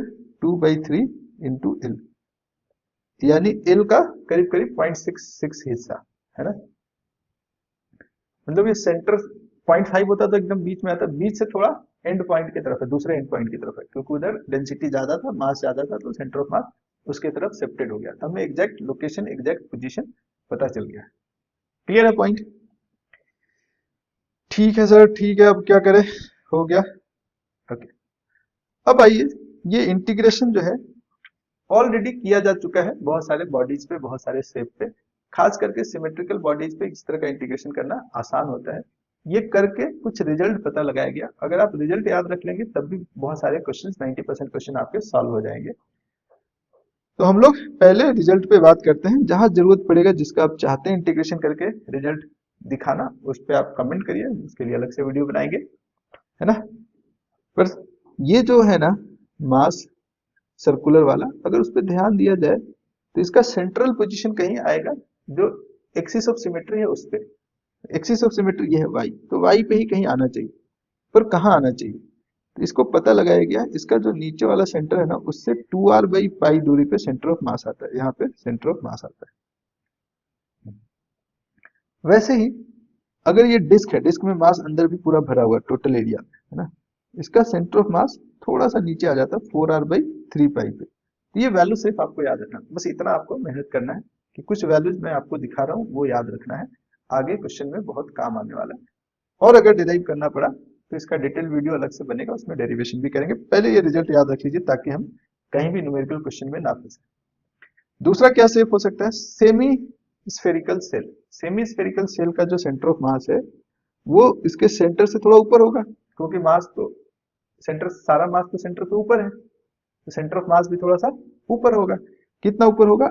ये बहुत बढ़िया डेटा, एग्जैक्टली r/2 पे, हेमिस्फेरिकल सेल का एग्जैक्टली r/2 पे। ये सेल है, सेल का मतलब क्या है, खाली, और ये सॉलिड हेमिस्फीयर है, मतलब पूरा वॉल्यूम भरा हुआ है मास से। इसके में वॉल्यूम नहीं भरा हुआ, सिर्फ सरफेस एरिया पे मास है। इसका सेंटर ऑफ मास थोड़ा सा बीच से नीचे रहता है, कहाँ पे, 3r/8। ध्यान देंगे तो पहले वाले में पाई था, जहां सेमी सर्कल और डिस्क था, इसमें पाई नहीं है ना। तो कुछ ट्रिक लगा करके आप इसे याद कर लीजिए, बहुत डिफिकल्ट नहीं है याद करना। और अगर कोन दिया हुआ, होलो कोन एंड सॉलिड कोन, तो होलो कोन में सेंटर से, क्योंकि ज्यादातर मास बेस पे है, नीचे है, तो बीच पे ना होके h/2 पे ना होके उससे थोड़ा नीचे है, h/3 पे है। और अगर ये सॉलिड कोन है ना, सॉलिड कोन है, तो सॉलिड कोन में और नीचे आ जाता है, कहाँ आ जाता है, ये एग्जैक्टली h/4 पे आ जाता है। ऐसे कुछ रिजल्ट्स आपको याद रखने हैं। उसके अलावा कुछ सिमेट्रिकल बॉडीज और हैं। कैसा symmetrical, if a body has a centre of symmetry, मतलब बॉडी का सेंटर ऑफ सिमेट्री है यूनिफॉर्म डेंसिटी हो, यानी मास यूनिफॉर्मली डिस्ट्रीब्यूटेड है और किसी सेंटर के चारों तरफ मास का जो बंटवारा है वो एक जैसा है, तो वैसे केस में then its centre of mass lies at the centre of symmetry. जो सेंटर ऑफ सिमेट्री वही सेंटर ऑफ मास लाई करता है। तो अब यहाँ पे अंधा देख के बता सकता है कि रिंग का सेंटर उसके सेंटर पे होगा और सेंटर ऑफ मास भी रिंग के सेंटर पे होगा, अगर मास का बंटवारा चारों तरफ एक जैसा है, यूनिफॉर्म डेंसिटी है। डिस्क का सेंटर ऑफ मास डिस्क के सेंटर पे, सॉलिड स्फीयर है तो उसका centre of mass solid sphere के सेंटर पे। रेक्टेंगल है, रेक्टेंगल का सेंटर कैसा पता करेंगे, ऐसे डायगोनल बना दीजिए, डायगोनल जहां कट रहा है वहां सेंटर ऑफ मास हो गया।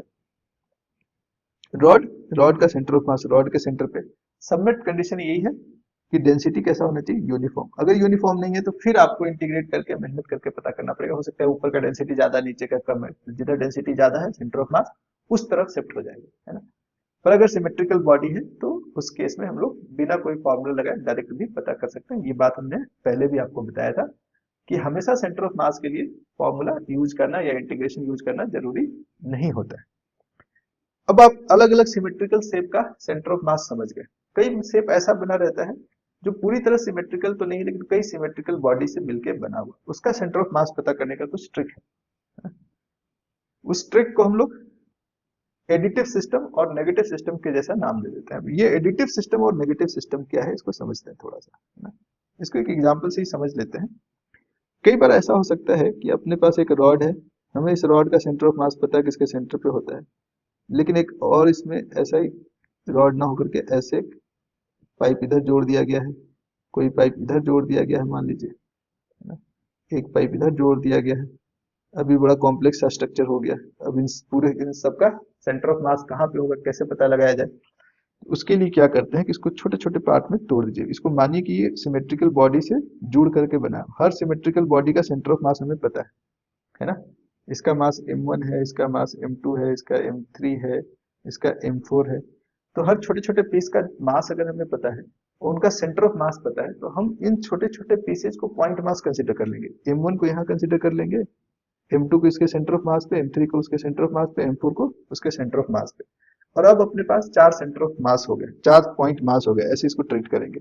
फिर आप कोई भी एक कोऑर्डिनेट सिस्टम बना लीजिए जहां से सबका लोकेशन दिखाना आसान हो, है ना।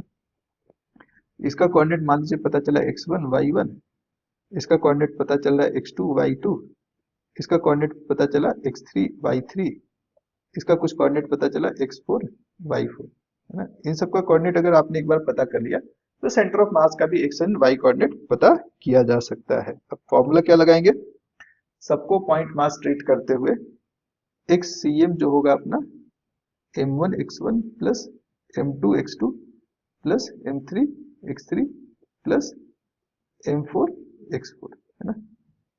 मैंने थोड़ा सा कॉम्प्लेक्स एग्जांपल लिया है।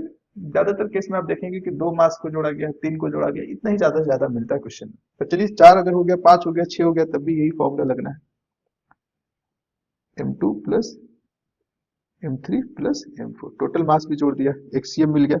ऐसे ही क्या ycm मिल जाएगा, हाँ सर ycm क्या होगा, m1 y1 plus m2 y2 plus m3 y3 plus m4 y4 divided by total mass m1 plus m2 plus m3 plus m4।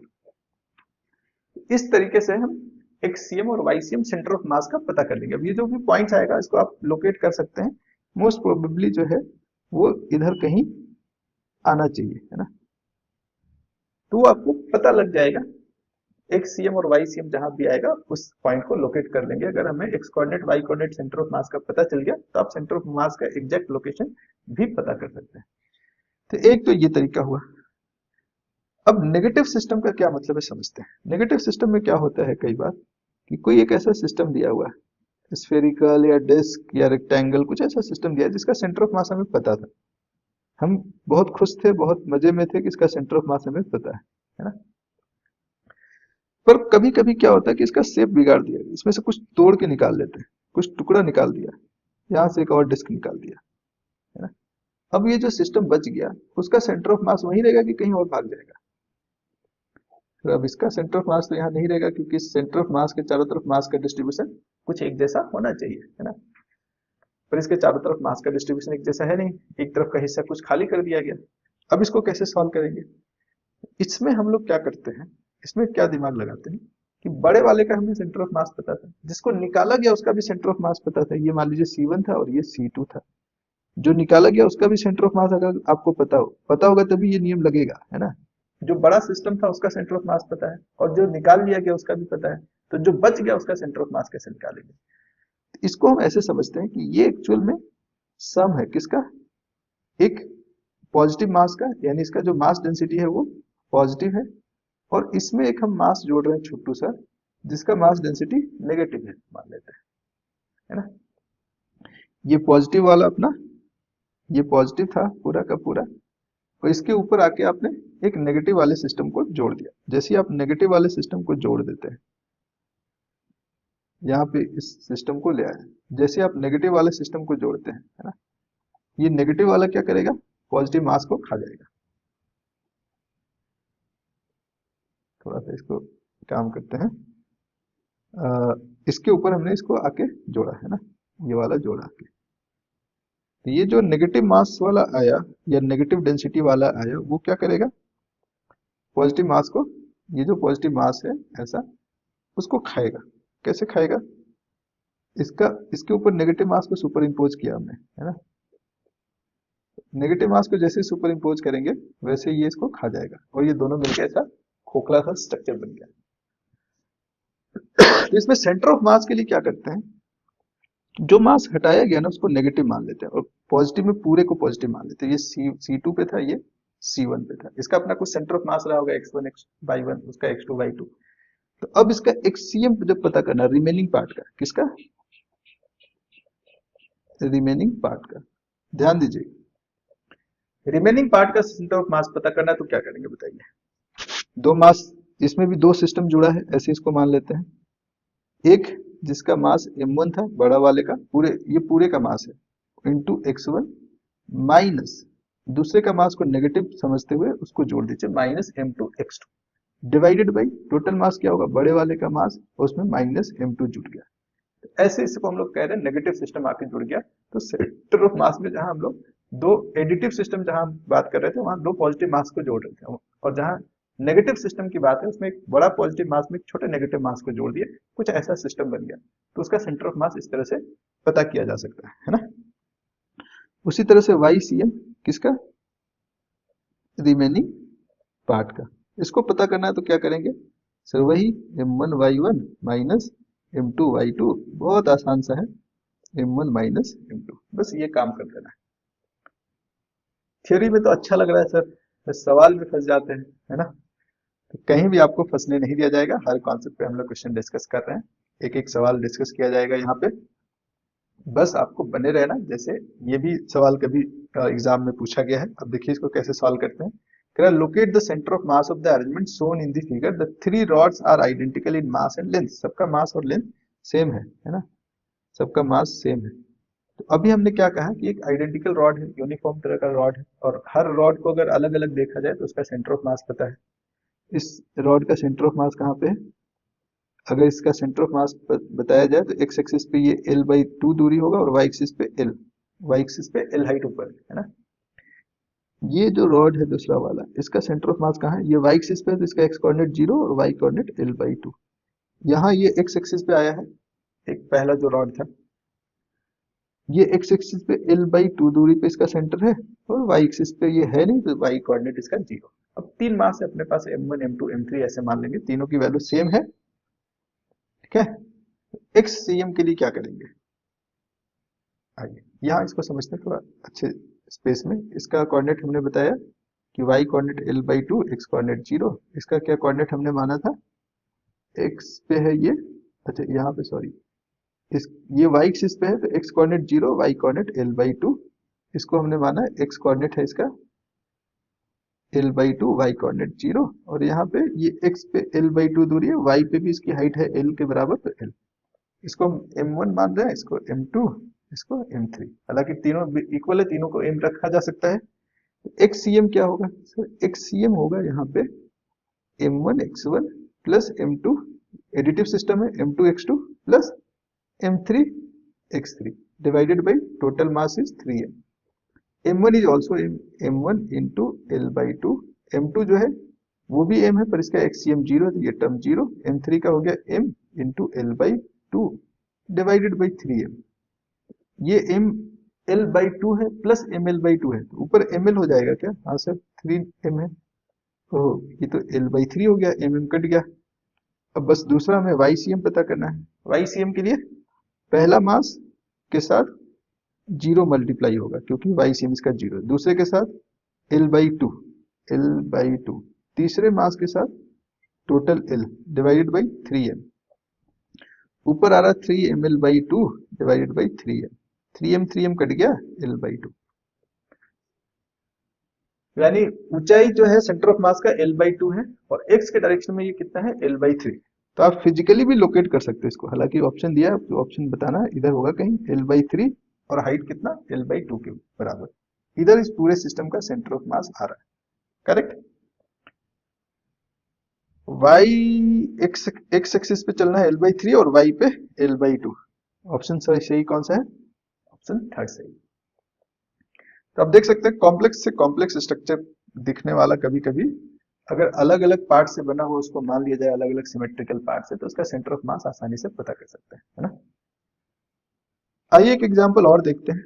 कह रहा figure shows a composite system of two uniform rods of length as indicated, then the coordinates of the centre of mass of the system is.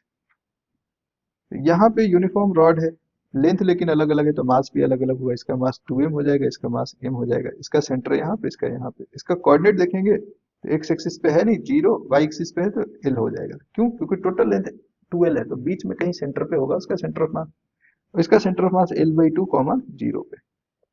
अब आइए इसको भी समझते हैं कैसे solve किया जाए। 2 पॉइंट मास कंसिडर कर ले, इसका कोऑर्डिनेट 0, L, तो इसका कोऑर्डिनेट हम मान रहे हैं L/2, 0। XCM क्या होगा सर, XCM इसको m मान रहे हैं, इसको 2m मान रहे हैं, m into L/2 plus 2m into 0 divided by total मास हो गया 3m। mL/2 divided by 3m, mm तो गया पर ये L/6 हो गया। YCM क्या होगा सर, YCM के लिए m इंटू वाई, कोऑर्डिनेट पहले वाले का 0 और दूसरे वाले मास जो कि 2m है उसका y कोऑर्डिनेट कुछ है l है, divided by total mass 3m है, तो ये 2l/3 आ रहा YCM। YCM कितना 2l/3, l/6 और 2l/3, कोई ऑप्शन है या नहीं देखें, l/6 2l/3 ऑप्शन मिल गया अपना सी। अब एक सवाल और देखते हैं, जेई ने इसे 2021 में पूछा है। कह रहे circular hole of radius a/2 is cut out of a circular disc of radius as shown in figure. कह रहा है कि एक सर्कुलर डिस्क है, उस डिस्क से एक छोटा डिस्क निकाल लिया गया रेडियस a/2 का। The centre of mass of the remaining circular portion with respect two point O is. इसी पॉइंट के अबाउट के रिस्पेक्ट में उसी को ओरिजिन मानते हुए सेंटर ऑफ मास का लोकेशन बता दीजिए, ये कह रहा है। बड़ा डिस्क का तो सेंटर ऑफ मास पता था हमको, बड़े वाले का कहाँ पे था, इसका रेडियस a है तो सेंटर यहाँ पे होगा, और जिसको निकाला गया उसको भी उसका भी सेंटर ऑफ मास पता है। पहले वाले का एक सीएम था a, YCM 0, जो निकाला गया वो कितने दूरी पे हो गया, O से इसकी दूरी 3a/2 और y एक्सिस पे इसकी दूरी 0 है, जो निकाला गया उसका सेंटर ऑफ मास। बड़े वाले डिस्क का मास कितना होगा देखते हैं। अब ये जो डिस्क की बात चल रही है, उस डिस्क में दोनों ही डिस्क पे जो मास है ना उसके एरिया के प्रोपोर्शन में होगा। बड़ा एरिया काट के निकालेंगे तो बड़ा मास निकलेगा, यानी कहीं ना कहीं मास का रिलेशन एरिया के साथ है। सर, तो बड़ा वाला मास जो हम लोग कह रहे हैं ना, कैसे लिखेंगे? m1 जो होगा वो सिग्मा इंटू a1 होगा, ठीक है सर। m2 जो होगा वो सिग्मा इंटू a2 होगा। इसका क्या मतलब है?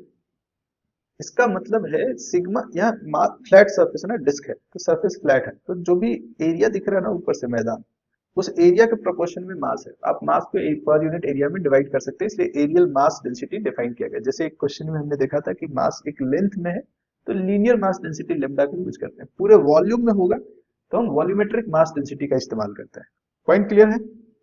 ऐसा करने से क्या होता है, जो मास हमको दिख रहा है डरावना सा, उसको एरिया के प्रोपोर्शन में लिख सकते हैं और एरिया हमें पता चल सकता है आसानी से। मास तो कुछ दिया नहीं है, एरिया के टर्म में लिख सकते हैं। चलिए ठीक है, मान लेते हैं एक सीएम के लिए आपको करना था m1 x1 minus m2 x2 divided by m1 minus m2।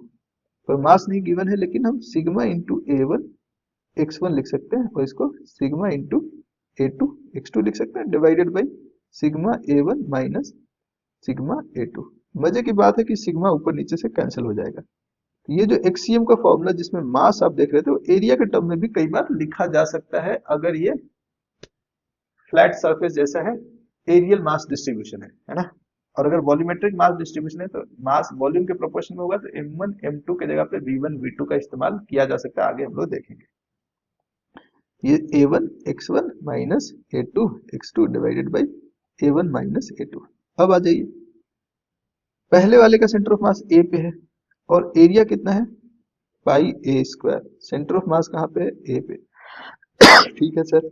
दूसरे का area pi into A by two का होल स्क्वायर इंटू पोजिशन कहाँ पे, 3a/2 पे, divided by area pi A square minus pi a/2 का होल स्क्वायर। अब आप ध्यान देंगे तो पाई ए स्क्वायर ऊपर भी आ रहा है नीचे भी आ रहा है, कॉमन होके कट जाएगा। सर लग रहा है। पाई ए स्क्वायर कॉमन लीजिए, यहाँ पे बचेगा a माइनस ये 2 का स्क्वायर 1/2 का स्क्वायर रह गया, 4 4 दूनी की 8, 3a/8। और नीचे जो है पाई ए स्क्वायर कॉमन लेने पे यहाँ पे 1 और यहाँ पे 1/4 बच गया। अब थोड़ा और सिंप्लीफाई कर लीजिए, पाई ए स्क्वायर का कहानी खत्म। ऊपर अभी एक a बचा हुआ है, 8 में से 3 गया 5a/8 और नीचे 4 में से 1 गया 3/4। अब इसको 5a/8 इंटू 4/3 भी लिख सकते हैं, 4 से इसको भी मार दीजिए 2, बन गया अपना ये 5a/6। 5a/6 5/6 1 से छोटा नंबर है, यानी कि ये डिस्टेंस जो है a से थोड़ा सा पहले इधर कहीं शिफ्ट हो गया सेंटर ऑफ मास, है ना। आंसर मैच कराते हैं, 5a/6 कुछ दिया है क्या, नहीं। 5a/6 ऑप्शन सी सही है। संजोग से देखिए सारा ऑप्शन सी ही सही आ रहा है मेरे सवाल में।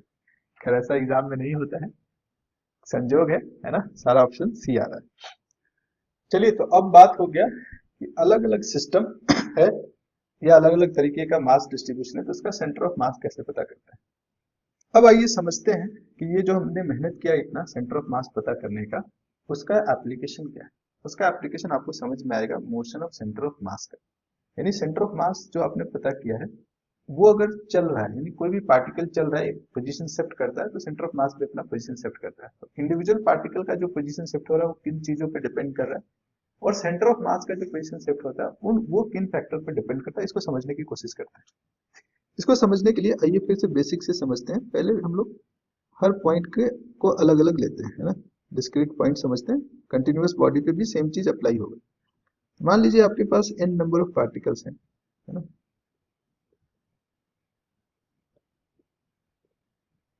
ऐसा, जिसका सेंटर ऑफ मास कहीं इसके बीचों बीच कहीं होगा। यहाँ पे मान लीजिए सेंटर ऑफ मास है, जिसको हम आरसीएम से उसके पोजीशन वेक्टर को दिखा रहे हैं, और इंडिविजुअल पार्टिकल का जो पोजीशन है उसको हम r1 r2 r3 ऐसे करके दिखा रहे हैं, है ना। r1 r2 r3 rn ऐसे करके दिखा रहे हैं, है ना। अब हम कह रहे हैं इसमें किसी एक का भी पोजीशन वेक्टर हिल गया तो सेंटर ऑफ मास का भी पोजीशन वेक्टर हिल जाएगा। लेकिन ये फॉलो क्या कर रहा है उसको समझते हैं। अगर आप सेंटर ऑफ मास का पोजीशन वेक्टर देखें तो क्या क्या चीजों पे डिपेंड कर रहा है, m1 r1 plus m2 r2 plus dot dot dot dot mn rn divided by total मास। इसको m टोटल कर देते हैं, पूरा जोड़ेंगे तो m टोटल आएगा, m टोटल लिख देना है। अब इसमें अगर सब चेंज हो रहा है, सबका पोजीशन चेंज हो रहा है, सबके पास कुछ वेलोसिटी आ गया, कोई इधर चल रहा है कोई इधर चल रहा है, सब अपने मर्जी से इधर उधर भाग रहे हैं, है ना। तो सेंटर ऑफ मास कैसे भागेगा, हम सेंटर ऑफ मास के वेलोसिटी को समझना चाह रहे हैं। जब कोई पार्टिकल भागता है तो उसका पोजीशन वेक्टर चेंज होता है, पोजीशन वेक्टर का जो रेट ऑफ चेंज है वो वेलोसिटी के बराबर होता है। तो दोनों तरफ डिफरेंशिएट कर दीजिए। पहले मैथमेटिकली समझते हैं कि क्या हो रहा है। पहले क्या करेंगे, differentiating both sides with respect to time. दोनों तरफ अगर टाइम के रिस्पेक्ट में इसको डिफरेंशिएट किया जाए तो क्या मिलने वाला है, d by d t r c m एक तरफ, दूसरी तरफ कांस्टेंट एज इट इज रह जाता है अगर मल्टीप्लिकेशन या डिवीजन में हो, है ना। अलग से रहेगा तो उसको डिफरेंशिएट करना पड़ता है और वो जीरो हो जाता है। यहाँ जो अपने पास आएगा वो m1 कांस्टेंट है, डिफरेंशिएशन हो जाएगा r1 का, प्लस m2 कांस्टेंट है, डिफरेंशिएशन हो जाएगा r2 का, प्लस ऐसे चलेंगे कब तक चलेंगे, चलना पड़ेगा हम लोग को जब तक आखिरी मास ना मिल जाए। mn है मान लेते हैं, डी आर एन अपन डी टी। ठीक है, ठीक है सर।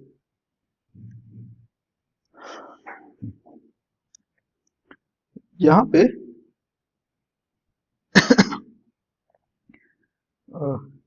जो डिफरेंशिएशन है पोजीशन वेक्टर का वो वेलोसिटी को बताता है। तो यहाँ पे ये आरसीएम का differentiation velocity of centre of मास बताएगा।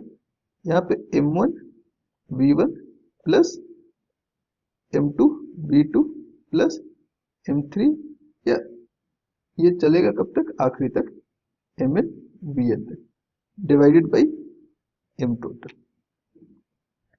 ये है, हाँ सर। अब इसको ऐसे भी थोड़ा सा समझ लेते हैं। अगर हम मास को इस तरफ रखें, m टोटल को vcm साइड रखें, इधर बन जाता है m1 v1 plus m2 v2 plus dot dot dot mn vn। और सेम काम हम लोग कर सकते हैं एक्सेलरेशन के लिए। एक्सेलरेशन के लिए क्या करना होगा, अगर v भी टाइम के साथ चेंज हो रहा है हर पार्टिकल का, तो वेलोसिटी का रेट ऑफ चेंज एक्सेलरेशन बताता है। हाँ सर, अगर हम दोनों तरफ डिफरेंशिएट कर दे किसको, m total into v c m is equal to m1 v1 plus m2 v2 plus dot dot dot mn vn, right. अब दोनों तरफ डिफरेंशिएट कर दीजिए, फिर से क्या कर रहे हैं, डिफरेंशिएटिंग अगेन। हम लोग मान लेते हैं कि फिर से वही काम हमें करना पड़ रहा है। अगेन डिफरेंशिएटिंग बोथ साइड्स, है ना। दोनों तरफ डिफरेंशिएट करेंगे तो क्या मिलेगा, m टोटल कांस्टेंट है एज इट इज रहेगा, differentiation of vcm upon dt। दूसरी तरफ m1 कांस्टेंट है, डिफरेंशिएशन होगा सिर्फ किसका, v1 का, प्लस m2 डिफरेंशिएशन होगा v2 का, और ऐसे ही हम लोग को आखिरी तक चलना है mn into differentiation of vn dt। अब ये v का डिफरेंशिएशन क्या बताता है सर, ये तो एक्सेलरेशन बताता है, यानी m total into acm is equal to m1 a1 plus m2 a2 plus dot dot dot mn n। ये बन गया। हाँ सर, अब हमें समझना है कि सेंटर ऑफ मास का जो एक्सेलरेशन है वो किन चीजों पे डिपेंड कर रहा है। ऐसे तो समझ में आ रहा है कि m1 m2 m3 mn के एक्सेलरेशन पे डिपेंड कर रहा है। m1 m2 m3 का जो एक्सेलरेशन है उन पे लगने वाले फोर्स पे डिपेंड कर रहा है। और जो acm है वो किस फोर्स पे डिपेंड कर रहा है, ये भी किसी ना किसी फोर्स पे डिपेंड कर रहा होगा। हाँ सर, समझ में तो आ रहा है कुछ कुछ, लेकिन अब देखते हैं इसको कि फोर्स का इफेक्ट, अब इसको आगे देखा जाए कि फोर्स का इफेक्ट एक्सेलरेशन पे कैसे है। इसको समझने के लिए ऐसे देखा जाए, मान लीजिए कि अपने पास ढेर सारा मास है ना। हर मास पे जो फोर्स लग रहा होगा, बहुत सारे मास है, हर मास पे जो फोर्स लग रहा है वो कैसे लग रहा है, देखिए ये मास है अपना,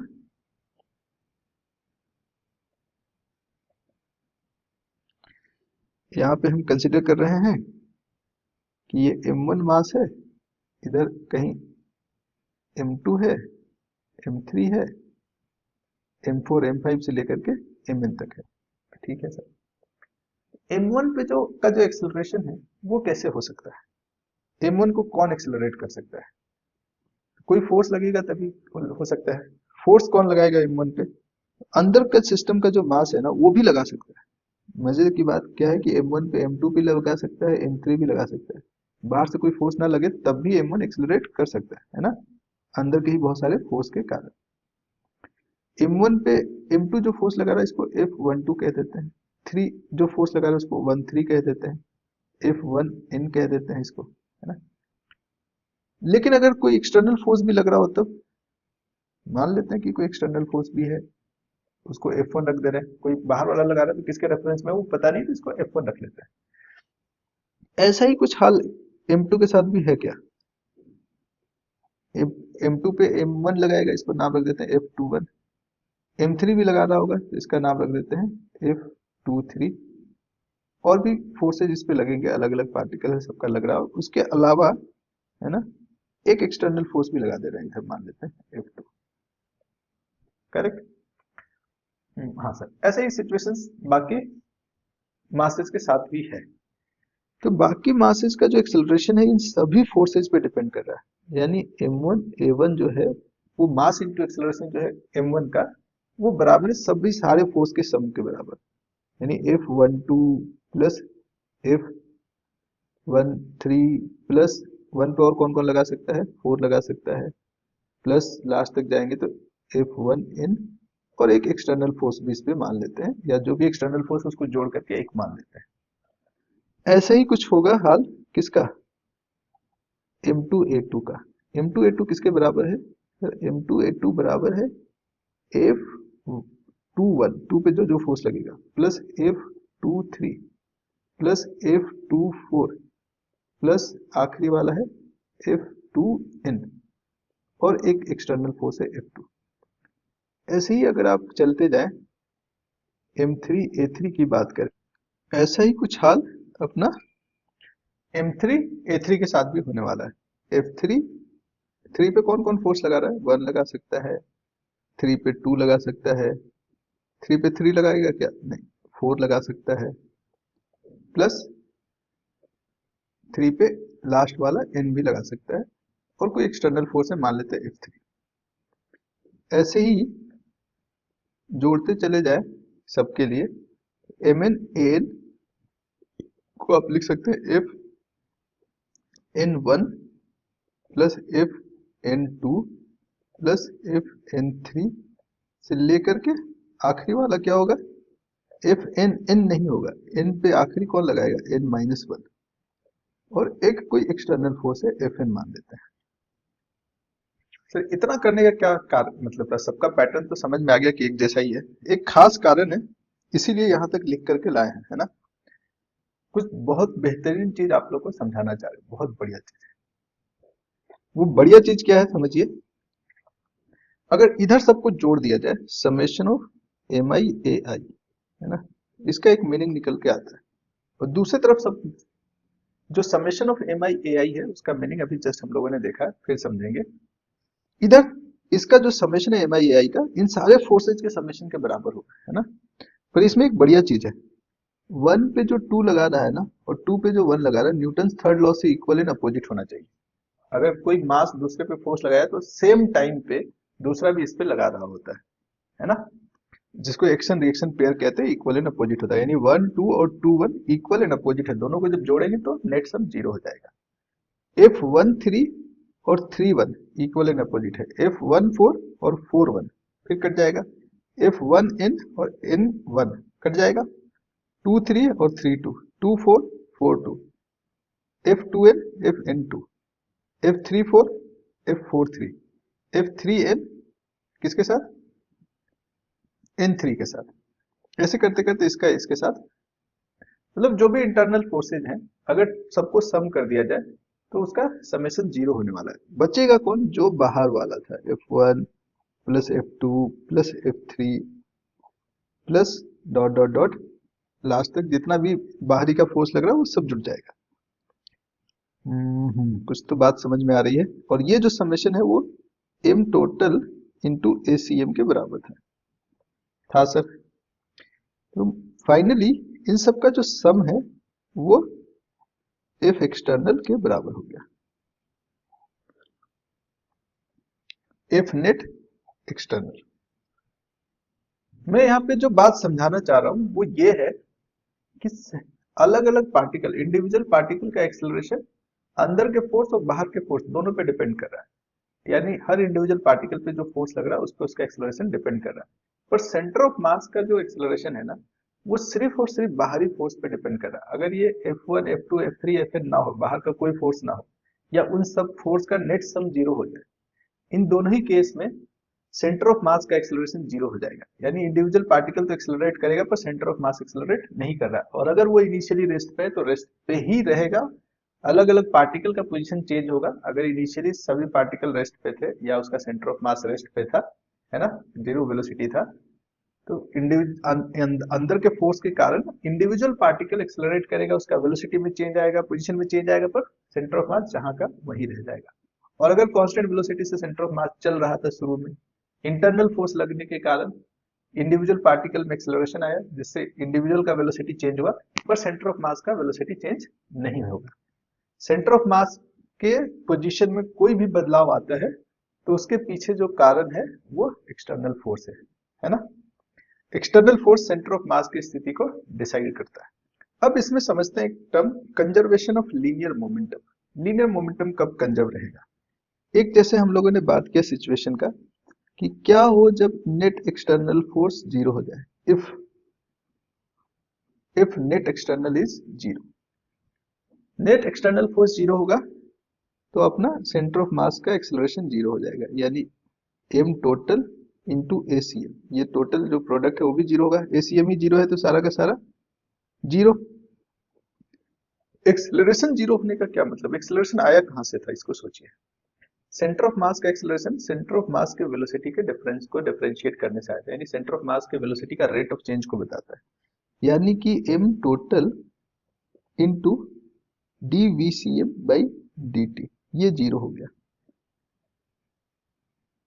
velocity of centre of mass का रेट ऑफ चेंज 0 होने का मतलब क्या है?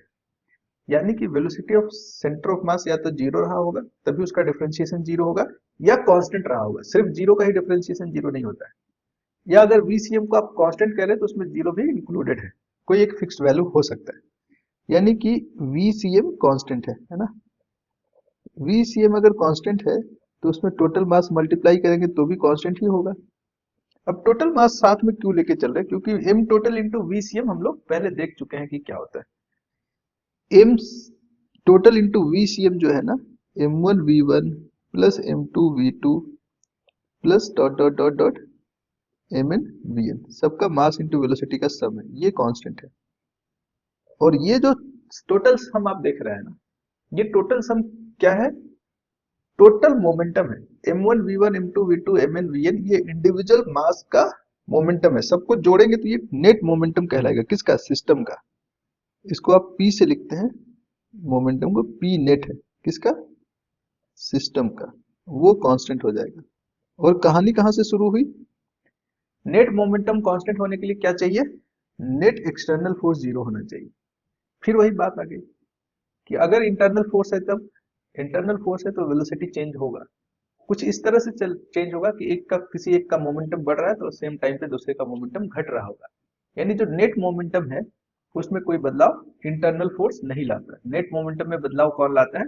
सिर्फ और सिर्फ एक्सटर्नल फोर्स ही ला सकता है। अगर आप इसका स्टेटमेंट लिखना चाहें तो कैसे लिखेंगे? Net linear momentum of system of A system. System जब कह रहे हैं तो इसमें ढेर सारा पार्टिकल इन्वॉल्व है। Remain conserved if net external force is zero. Net linear momentum किसी सिस्टम का कंजर्व रहता है अगर नेट फोर्स उस पर जीरो है। फिर से बात को समझिए, हम लोग कह रहे हैं कि नेट लीनियर मोमेंटम क्या है, पहले समझिए। Net linear momentum individual particle का जो लीनियर मोमेंटम है उनका वेक्टर सम है, सिर्फ मैग्नीट्यूड नहीं जोड़ना, वेक्टोरियली ऐड करना है, ये net linear momentum. Net linear momentum हमेशा कांस्टेंट रहेगा, इंडिविजुअल लीनियर मोमेंटम चेंज कर सकता है। कब? अगर external force, net external force zero हो सिस्टम में। बात समझ रहे हैं? इसका बहुत सारी जगहों पे यूज है। कई बार इंटरनल फोर्स लग रहा हो, किसी एक का मोमेंटम में चेंज हमने देख लिया, एक के मोमेंटम में जो चेंज आएगा वैसे उसी के हिसाब से दूसरे में कितना चेंज आना चाहिए, ये आसानी से पता लगाया जा सकता है। इसीलिए इसका बड़ा इंपॉर्टेंट रोल है। बहुत कभी कभी कठिन सवाल, डिफिकल्ट सवाल इससे सॉल्व हो जाता है। तो क्वेश्चन न्यूमेरिकल सॉल्व करने के लहजे से भी ये कंजर्वेशन ऑफ लीनियर मोमेंटम बहुत इंपॉर्टेंट है। आगे हम लोग इसका एप्लीकेशन समझेंगे, है ना। तो अब एप्लीकेशन देखिए क्या क्या हो सकता है कंजर्वेशन ऑफ लीनियर मोमेंटम का। एक एप्लीकेशन क्या होता है कि कई बार ऐसा होता है कि दो मास इनिशियली रेस्ट पे था, है ना। एक है m1 मान लेते हैं, एक है m2, दोनों को हमने पकड़ के रखा है। जैसे ही छोड़ेंगे तो अंदर का कुछ फोर्स है दोनों को दूर भगाएगा या पास में ला सकता है, कहीं भी जा सकता है। कुछ चार्ज होगा तो रिपल्सन का भी फोर्स हो सकता है। तो कोई फोर्स अंदर का लगा जिससे पहले यहाँ पे सेंटर ऑफ मास था जो कि रेस्ट में था इनिशियली। एक्सटर्नल फोर्स लगने के कारण ये इधर भाग गया x2 और ये इधर कहीं भाग गया x1 दूसरी तरफ। तो अब आप सोचिए कि अगर इंटरनल फोर्स के कारण ऐसा कुछ हुआ है तो सेंटर ऑफ मास में कोई चेंज आना चाहिए। रेस्ट में था तो रेस्ट पे रहेगा। अगर VCM कांस्टेंट है, इसका मतलब जो पहले था वही रहेगा, पहले जीरो था तो बाद में भी जीरो रहेगा, यानी कि ये हमेशा रेस्ट में ही रहेगा, इसका पोजीशन चेंज नहीं होना चाहिए। तो पहले मान लेते हैं कि सेंटर ऑफ मास का जो पोजीशन था यहीं पे आप ओरिजिन मान लीजिए, है ना। तो सेंटर ऑफ मास का जो पोजीशन था 0,0 पे था, तो अभी भी पोजीशन वही होना चाहिए। हाँ, मान लेते हैं कि इसका डिस्टेंस r1 था और पहले m2 का डिस्टेंस r2 था सेंटर ऑफ मास से। ठीक है सर। तो पहले के हिसाब से चले xcm, तो ये था माइनस या m2 r2, इधर m2 r2 प्लस है माइनस m1 r1। क्यों माइनस लिया? एक वेक्टर इधर पॉइंट करा, एक इधर करा। या अगर कोऑर्डिनेट की भी बात करें तो एक का कोऑर्डिनेट r2, 0 था, इसका मान लीजिए r2, 0, किसका? m2 का। ये r2 डिस्टेंस पे है ओरिजिन से और ये है r1, 0। ठीक है सर, मान है आपकी बात। ये सॉरी माइनस होगा तो माइनस r1 किया इसके लिए, divided by total mass m1 plus m2। पर ये हम कह रहे हैं कि जीरो था, मतलब m2 r2 minus m1 r1 zero था, यानी दोनों बराबर था, ऐसे बोल सकते हैं। m2 r2 बराबर था m1 r1 के। ठीक है। अब नया जो शिफ्टिंग हुआ है उसमें xcm कहाँ चला गया, इसको जानना हो तो आपको करना पड़ेगा m2 into, अब इसका पोजीशन यहाँ पहुंच गया r2 प्लस x2 पे, है ना। तो r2 plus x2 minus m1, minus इसलिए लगा रहा है कि ये जो टोटल पोजीशन है ना वो r1 प्लस x1 माइनस में हो गया, है ना। तो माइनस पहले लगा दिए r1 प्लस x1। पॉइंट समझ रहे हैं सब कुछ? डिवाइडेड बाई टोटल मास। और अगर आप चाह रहे हैं कि सेंटर ऑफ मास अपना पोजीशन चेंज ना करे तो फिर से ये हमेशा जीरो ही होना चाहिए। चलिए सर मान लेते हैं, यानी कि m2 r2 plus m2 x2 minus m1 r1 minus m1 x1, ये जीरो होना चाहिए जो भी न्यूमरेटर में है। m2 r2 और m1 r1 पहले से पता है बराबर है, कट गया। या m2 r2 minus m1 r1 पहले से पता है जीरो है। इस यहाँ पे जीरो किसको होना पड़ेगा? m2 x2 minus m1 x1 को जीरो होना पड़ेगा, यानी कि इसको अगर सॉल्व करेंगे तो m1 x1 बराबर हो रहा है m2 x2 के। इससे क्या समझा हम लोगों ने कि अगर कोई एक शिफ्ट हो रहा है x1 से, दूसरा शिफ्ट हो रहा है x2 से, तो इनका जो शिफ्टिंग है x1 x2, वो x1 बाई x2 हमेशा किस रेशियो में होना चाहिए? m2 बाई m1 के रेशियो में होना चाहिए। तो ये शिफ्टिंग भी उसी तरह का नियम को फॉलो कर रहा है ना। इसका इस्तेमाल करेंगे, कोई एक पार्टिकल का अगर डिस्टेंस दिया हुआ कि शिफ्ट करके चला गया, मान लीजिए x1 दिया हुआ तो इस फॉर्मूले से x2 पता चल जाएगा, या x2 दिया हुआ तो x1 पता चल जाएगा। एक पार्टिकल इंटरनल फोर्स से कितना दूर गया या कितना दूर जा रहा है, उसके बेसिस पे हम दूसरा पार्टिकल कितना दूर जाएगा ये आसानी से बता सकते हैं, और इसको यूज करके हम लोग बहुत अच्छे से सवाल सॉल्व करते हैं सेंटर ऑफ मास से रिलेटेड। और क्या इसका एप्लीकेशन हो सकता है, और क्या क्या एप्लीकेशन हो सकता है? जैसे पोजीशन में जो चेंज आया उसको हमने आसानी से बता दिया है ना। उसके अलावा अगर हम बात करें कि अगर दोनों चलना शुरू कर दे मास, एक m1 है एक m2 है, पहले रुका हुआ था, ठीक है, जहां भी सेंटर ऑफ मास होगा, सेंटर ऑफ मास वो पहले मान लेते हैं रेस्ट पे, अचानक दोनों में के बीच कोई लड़ाई हुआ, विस्फोट हुआ, दोनों चलना शुरू कर दिया, m2 इधर भागा v2 वेलोसिटी से, ऑब्वियसली इसको इधर भागना पड़ेगा। क्यों इधर भागना पड़ेगा मैं बताऊंगा। पहले सेंटर ऑफ मास रेस्ट पे था तो टोटल लीनियर मोमेंटम जीरो था, तो बाद में भी जो लीनियर मोमेंटम होगा वो कितना हुआ, m2v2 माइनस m1v1। क्यों? क्योंकि अपोजिट डायरेक्शन में है, इसीलिए वेक्टर सम डिफरेंस के बराबर होगा। एक वेक्टर इधर एक ठीक इधर, दोनों में खींचातानी चल रहा है, तो जो रिजल्टेंट होगा दोनों के डिफरेंस के बराबर होगा, है ना। तो ये फाइनल लीनियर मोमेंटम है। इनिशियल क्या था, m1 जीरो प्लस m2 भी जीरो, यानी इनिशियल जीरो था तो बाद में भी जीरो होना चाहिए, या m1v1 is equal to m2v2। तो कई बार क्या होता है, इसका इस्तेमाल हम लोग रिकॉइल वेलोसिटी पता करने के लिए करते हैं। रिकॉइल वेलोसिटी क्या है, जैसे गन से कोई बुलेट निकला, तो जब ये बाहर निकलेगा ना एक वेलोसिटी से, पहले तो दोनों लोग रेस्ट में थे, तो यहाँ जो फोर्स लगता है ना गन पे या बुलेट और गन के बीच में, वो इंटरनल फोर्स है। तो अगर बुलेट भागेगा आगे तो गन भी एट द सेम टाइम पीछे भागेगा, उसको हम लोग रिकॉइल वेलोसिटी कहते हैं। अगर इसको आप बुलेट माने इसको गन, तो रिकॉइल वेलोसिटी जो होगा,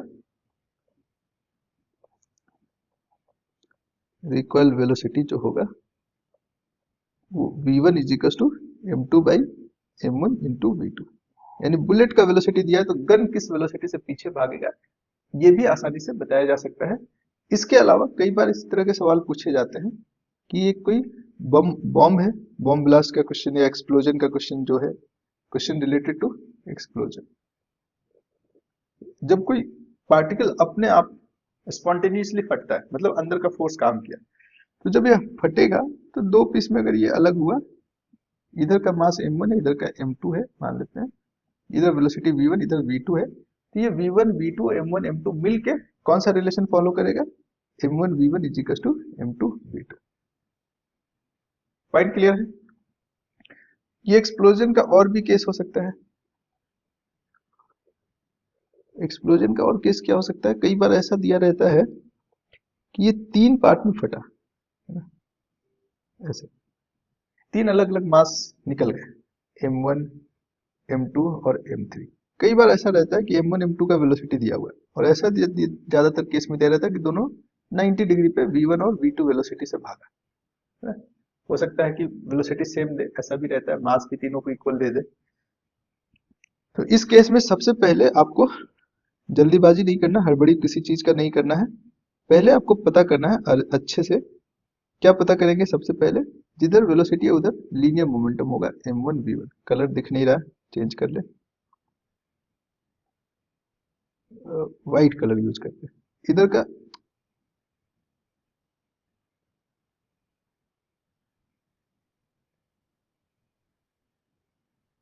इधर का वेलोसिटी v1 इधर v2। हम लोग क्या बात कर रहे थे कि मोमेंटम भी इसी डायरेक्शन में होगा, m1 v1, इधर का मोमेंटम m2 v2, है ना। अब सवाल है कि v3 का क्या होगा, मास ये जो है वो किधर भागेगा और किस रफ्तार से भागेगा। तो इन दोनों का जो लीनियर मोमेंटम का सम आएगा, इन दोनों को का जब रिजल्टेंट लेंगे, मान लेते हैं ये वेलोसिटी है, दोनों का रिजल्टेंट लीजिए, इन दोनों का रिजल्टेंट जो आएगा ना, उसके ठीक अपोजिट में अपना m3 v3 होना चाहिए। तभी इन दोनों का जो सम है, इधर जो आ रहा है वो क्या है, m1 v1 plus m2 v2 आ रहा है, इन दोनों का सम आ रहा है। वेक्टर सम कैसे आता है, अगर दोनों का पूछ एक जगह मिला हुआ है, तो थोड़ी देर के लिए आपको बता दें, इसको पैरेललोग्राम लॉ ऑफ एडिशन कहते हैं। दो वेक्टर का पूछ मिला हुआ है, तो उसको मिला करके जो पैरेललोग्राम बनेगा, उस पैरेललोग्राम का जो डायगोनल होता है उसी ओरिजिनेटिंग पॉइंट से निकलता हुआ वो दोनों के रिजल्टेंट को बताता है। तो वेक्टर के मेथड से जोड़ेंगे तो ये आएगा। और अगर मैग्नीट्यूड की बात करें, क्योंकि ये दोनों 90 डिग्री पे है, तो मैग्नीट्यूड वाइज भी दोनों बराबर होना चाहिए, डायरेक्शन में अपोजिट होना चाहिए। यानी m3v3 जो मैग्नीट्यूड है वो अंडर रूट m1v1 का होल स्क्वायर प्लस m2v2 का होल स्क्वायर। इस तरह के क्वेश्चंस बहुत बार पूछे जाते हैं, इसीलिए इस पर मैं इतना जोर दे रहा हूँ, फोकस कर दे रहा हूँ। तो मुझे पूरा उम्मीद है कि अगर ऐसा सवाल पूछा तो आप बड़े आसानी से सॉल्व कर दे जाएंगे ना? आइए तो कुछ क्वेश्चन सॉल्व करते हैं जो पिछले कुछ सालों में पूछा गया है। कह रहा है man mass 50 KG and his son mass 20 KG. एक आदमी है जिसका मास 50 केजी है और उसका बेटा है 20 केजी का। Are standing on a frictionless surface, दोनों फ्रिक्शनलेस सरफेस पे खड़े हैं, फेसिंग ईच अदर, एक दूसरे को सामने सामने फेस करके। मैन पुशेज हिज सन, अपने बेटे को धक्का देते हैं, हंसी मजाक कर रहे, खेल रहे, फिसलने वाली जगह पे है, तो अपने बेटे को पुश करता है। So that he starts moving at a speed of 0.7 metre per second with respect to the man. उसका बच्चा जो है वो 0.7 मीटर पर सेकेंड के रफ्तार से मैन के रिस्पेक्ट में मूव करने लगता है, यानी आदमी को दिखता है कि वो 0.7 मीटर पर सेकेंड के रफ्तार से जा रहा है। The speed of the man with respect to the surface is, man का स्पीड किसके रिस्पेक्ट में पूछ रहा है? सरफेस के, ग्राउंड के रिस्पेक्ट में, वो क्या होगा? देखिए अब यहाँ पे थोड़ा सा रिलेटिव वेलोसिटी भी आ गया है ना? क्या करना है, दो लोग को खड़ा कीजिए,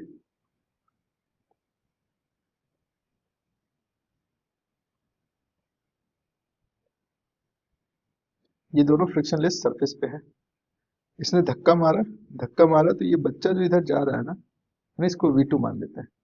v2, ये v2 नहीं बल्कि v21 है, velocity of two relative to one. वो क्या होता है सर? ये v2 माइनस v1 होता है, कह सकते हैं। लेकिन ये तो इस तरफ है, ऐसे वेक्टर वाला डिफरेंस लेते हैं। एक्चुअल में जो v2 है वो है इधर ही, पर ये v2 की वैल्यू नहीं दिया हुआ है। v2 तो इधर ही है, पर ये v2 इसको क्या दिख रहा है वो दिया गया है। बात समझ रहे हैं? V21 दिया गया है, इसकी वैल्यू दी हुई है कितना? 0.7। V2 नहीं दिया हुआ, V2 रिलेटिव टू 1, और साथ में ये पीछे V1 से भाग रहा होगा। ठीक है सर। अब यहाँ पे V2 माइनस V1 क्या होगा? जैसे कोई गाड़ी चल रही है, आप उसी डायरेक्शन में दौड़ते हैं, तो आपको उस गाड़ी की रफ्तार कम नजर आती है। गाड़ी इधर जा रहा हो, आप पीछे जा रहे हैं, तो आपको उस गाड़ी का रफ्तार और ज्यादा दिखेगा। यानी जो रिलेटिव वेलोसिटी है, क्योंकि अब आपको करना क्या है, यहाँ पे थोड़ा सा इसको वेक्टर के तरीके से समझे। V2 इधर है, V1 इधर है ना? आपको करना है V2 माइनस V1, यानी कि V2 को एज इट इज रहने दीजिए, और माइनस V1 मतलब V1 जो दिया हुआ है, ये जो V1 दिया है उसको उल्टा करिए, तब ये माइनस V1 होगा। अब ये माइनस V1 और V2 को जोड़ेंगे तभी वो V2 माइनस V1 कहलाएगा। तो अब ये माइनस V1 और V2 एक ही डायरेक्शन में हो गया, जोड़ेंगे तो मैग्नीट्यूड जुड़ जाएगा। यानी कि एक्चुअल में ये जो है ना, इसका मैग्नीट्यूड V21 का जो मैग्नीट्यूड दिया हुआ है वो V2 minus V1, V2 plus V1 का मैग्नीट्यूड है 0.7, ये दिया हुआ है। ठीक है सर। और क्या दिया हुआ है? अब कुछ नहीं दिया हुआ है। अब दूसरा जो है V1 V2 में एक रिलेशन हमें पता है। क्या पता है? कि V1 और V2 जो है लीनियर मोमेंटम कंजर्वेशन प्रिंसिपल को फॉलो करते हुए M1 V1 is equal to M2 V2 होता है। M1 कितना कह रहा है? मैन का मास है 50, वेलोसिटी V1 नहीं पता, ये है 20 इंटू V2 भी नहीं पता। 0 0 को मारिए, 2 से 6 को भी मार सकते हैं। 3V1 is equal to V2। अब 3V1 V2 के बराबर, यानी V2 की वैल्यू को उठा के पटक दीजिए कहाँ पे? हमें तो V1 ही चाहिए, तो V2 को लाके यहाँ पे रखेंगे इस वाले में, इसको इक्वेशन 1 मान लीजिए, इसको इक्वेशन 2। तो ये हो गया 3V1 plus V1 is equal to 0.7, यानी 4V1 is equal to 0.70, and V1 is 0.70 divided by 4, कितना आएगा? 0.1, और 7 चौक 28, चार चार एकम 4, 3 निकल गया, 3, उसके बाद 4 6 24, 4 7 28, फिर 4 25 20। इसकी वेलोसिटी आ रही कुछ इस तरह से, है ना? चेक करें।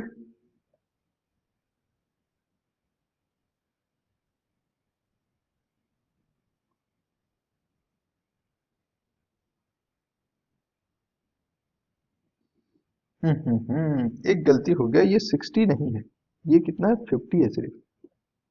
ओके सर, तो ये 50 है, तो यहाँ पे ये 5, यहाँ पे 2 रहेगा। इसका मतलब हमें यहाँ पे कितना रखना था, 5/2 2.5, ये 2.5 और 1 जुड़ करके 3.5, और यहाँ पे ये होना चाहिए था 3.5। 3.5 से अगर आप डिवाइड करते हैं 7 को, तो आप जानते हैं 35 दूना 70 होता है, पर डेसिमल तो रहेगा। 0.2 मीटर पर सेकेंड, या 0.02 हो जाएगा। देखिए देखिए, चेक करिए, आप उस ऊपर वाले को 70 बना रहे हैं, नीचे वाले को और ज्यादा बन जाएगा, है ना। हाँ, तो 0.2 ठीक है।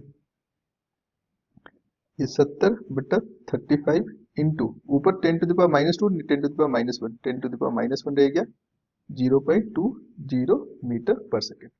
चेक कर ले, गुड, 0.20 मीटर पर सेकेंड। देखिए, सेंटर ऑफ मास का कॉन्सेप्ट तो इस सवाल में पूछा ही गया, साथ में रिलेटिव वेलोसिटी के कॉन्सेप्ट को भी पूछ लिया गया, तो थोड़ा सा पीछे के कॉन्सेप्ट को भी साथ लेकर के चलना होता है ना। आइए अगला सवाल समझने की कोशिश करते हैं। कह रहा है projectile is fired at a speed of 100 metre per second at an angle of 37 degree above the horizontal. यहाँ पे इनिशियल स्पीड दिया हुआ है 100 मीटर पर सेकेंड, और एंगल भी दिया हुआ है, projection angle 37। The projectile breaks into two parts of mass ratio 1:3। यहाँ पे दो पार्ट में बटा, ये वाला रेशियो है 1, तो इधर वाला है 3, है ना। ठीक है। The smaller coming to rest, find the distance from the launching point to the point where the heavier piece lands. यहाँ से यहाँ ये वाला दूरी आपको बताना है क्या होगा। हाँ सर, ठीक है। तो क्या करेंगे, यहाँ फिर से ब्लास्ट वाला केस है, एक्सप्लोजन वाला केस है। एक्सप्लोजन हुआ इंटरनल फोर्स के कारण, एक्सटर्नल फोर्स में कोई बदलाव नहीं। एक्सटर्नल फोर्स कौन है, ग्रेविटी है। तो सेंटर ऑफ मास जैसे चल रहा था ग्रेविटी के इन्फ्लुएंस में, वैसे ही चलता रहेगा। यानी इस वाले पार्टिकल के साथ इसका सेंटर ऑफ मास यहाँ तक चला, इसके बाद पार्टिकल दो पीस में भाग गया, लेकिन सेंटर ऑफ मास वैसे ही चलेगा प्रोजेक्टाइल पे ही, है ना। तो ये जब सेंटर ऑफ मास यहाँ पहुंचेगा, तो एक पार्टिकल इधर एक इधर पहुंच गया, ठीक है। अब इन दोनों का, अच्छा, यहाँ से यहाँ तक का ये डिस्टेंस तो हमें पता है कि r है ना। ये वाला जो डिस्टेंस है वो पता है r/2 है। बस ये वाला डिस्टेंस किसी तरह मिल जाए, ये कितना आ रहा है, तो अपना काम बन जाएगा, है ना। वो कैसे पता चलेगा, अगर सेंटर ऑफ मास यहाँ है, एक पार्टिकल इधर एक पार्टिकल इधर, दोनों का जो डिस्टेंस है सेंटर ऑफ मास है, वो कैसे रिलेटेड होता है, m1 इंटू ये r1 is equal to m2 into r2, इसी को हम r2 कह रहे हैं ना।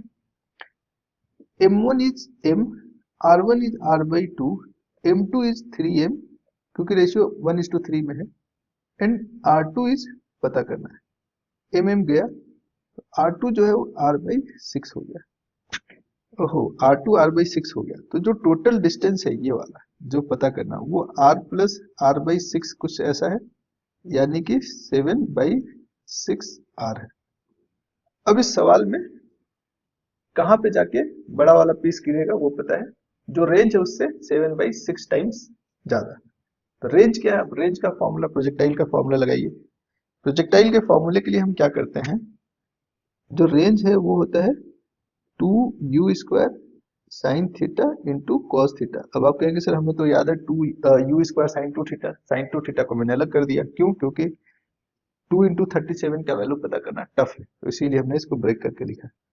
भाई जी, u कितना था 100, साइन 37 कितना होता है 3/5, कॉस 37 4/5, डिवाइडेड बाई जी 10।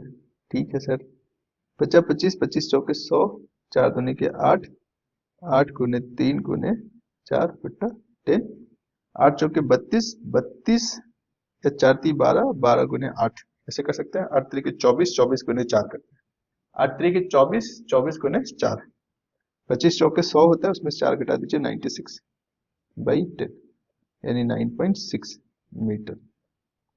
ये r की वैल्यू हुआ, पर हमें पता क्या करना था, हमें तो पता करना है 7/6 r, तो ये हो जाएगा 7/6 इंटू 9.6 मीटर। एक गलती हम लोगों ने करा, बताइए कहाँ हुआ गलती? गलती हुआ ये स्क्वायर था, तो हमने 100 का हिसाब किताब तो कर डाला, पर इसमें अभी एक 100 और बच गया। ये 960 मीटर है इनफैक्ट, ये है अपना 960 मीटर। तो पहले काम करते हैं, 6 से काट ही लेते हैं इसको। 6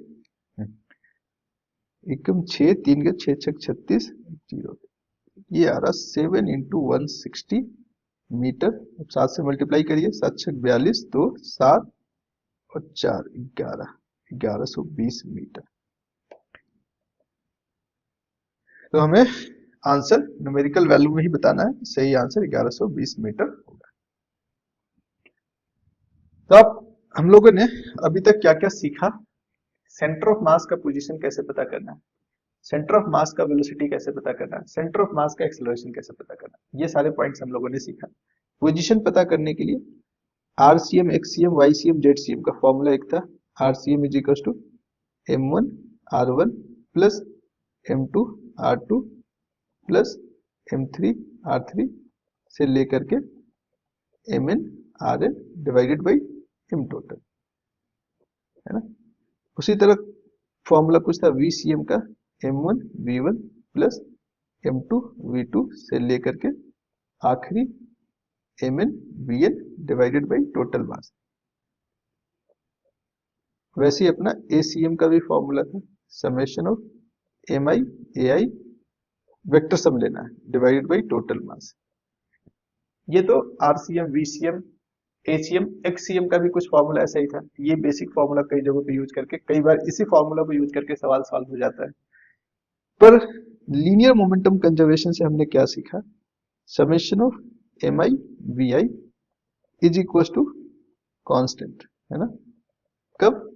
if F net external is 0, जिसको हम conservation of linear momentum principle कहते हैं। इसका भी इस्तेमाल करके कई सवाल हम लोगों ने किया।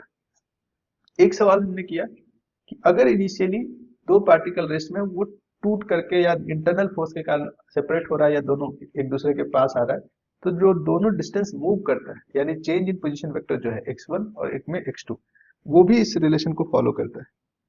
किसको फॉलो करता है?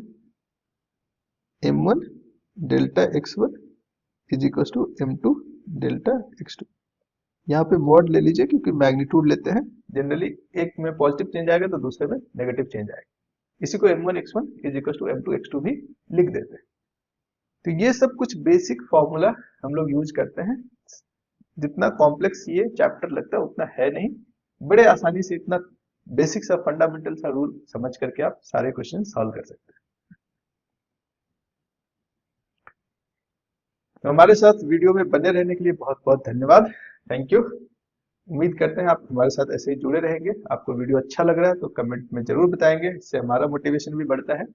और किस तरह का वीडियो आप चाहते हैं हमसे, वो भी कमेंट में बताएं। मेरी जो कोशिश है, मैं चाहता हूं कि आप लोगों को हर टॉपिक पे, पहले तो हर टॉपिक पे इसी तरह का वन शॉट वीडियो मिले, जिससे आप एक जगह पूरे चैप्टर को आसानी से समझ सके। उसके बाद अगर आप पढ़ते हैं, डेप्थ में पढ़ना चाहते हैं, तो उसके लिए भी वीडियो बनाई जाएगी, है ना। और अगर कोई डाउट रहता है तो आपके डाउट्स के लिए बहुत सारे PYQ का सॉल्यूशन मैंने बनाया है। उसके अलावा भी कोई डाउट्स रहता है तो आप कमेंट सेक्शन में कमेंट करके बताइए, मैं कोशिश करूंगा आपसे कनेक्ट करने का या आपसे क्वेश्चन लेने का, है ना। और वो क्वेश्चंस का मैं पूरा कोशिश करूंगा कि उसका सॉल्यूशन आपको इसी तरह यूट्यूब के माध्यम से मिलता रहे। Thank you.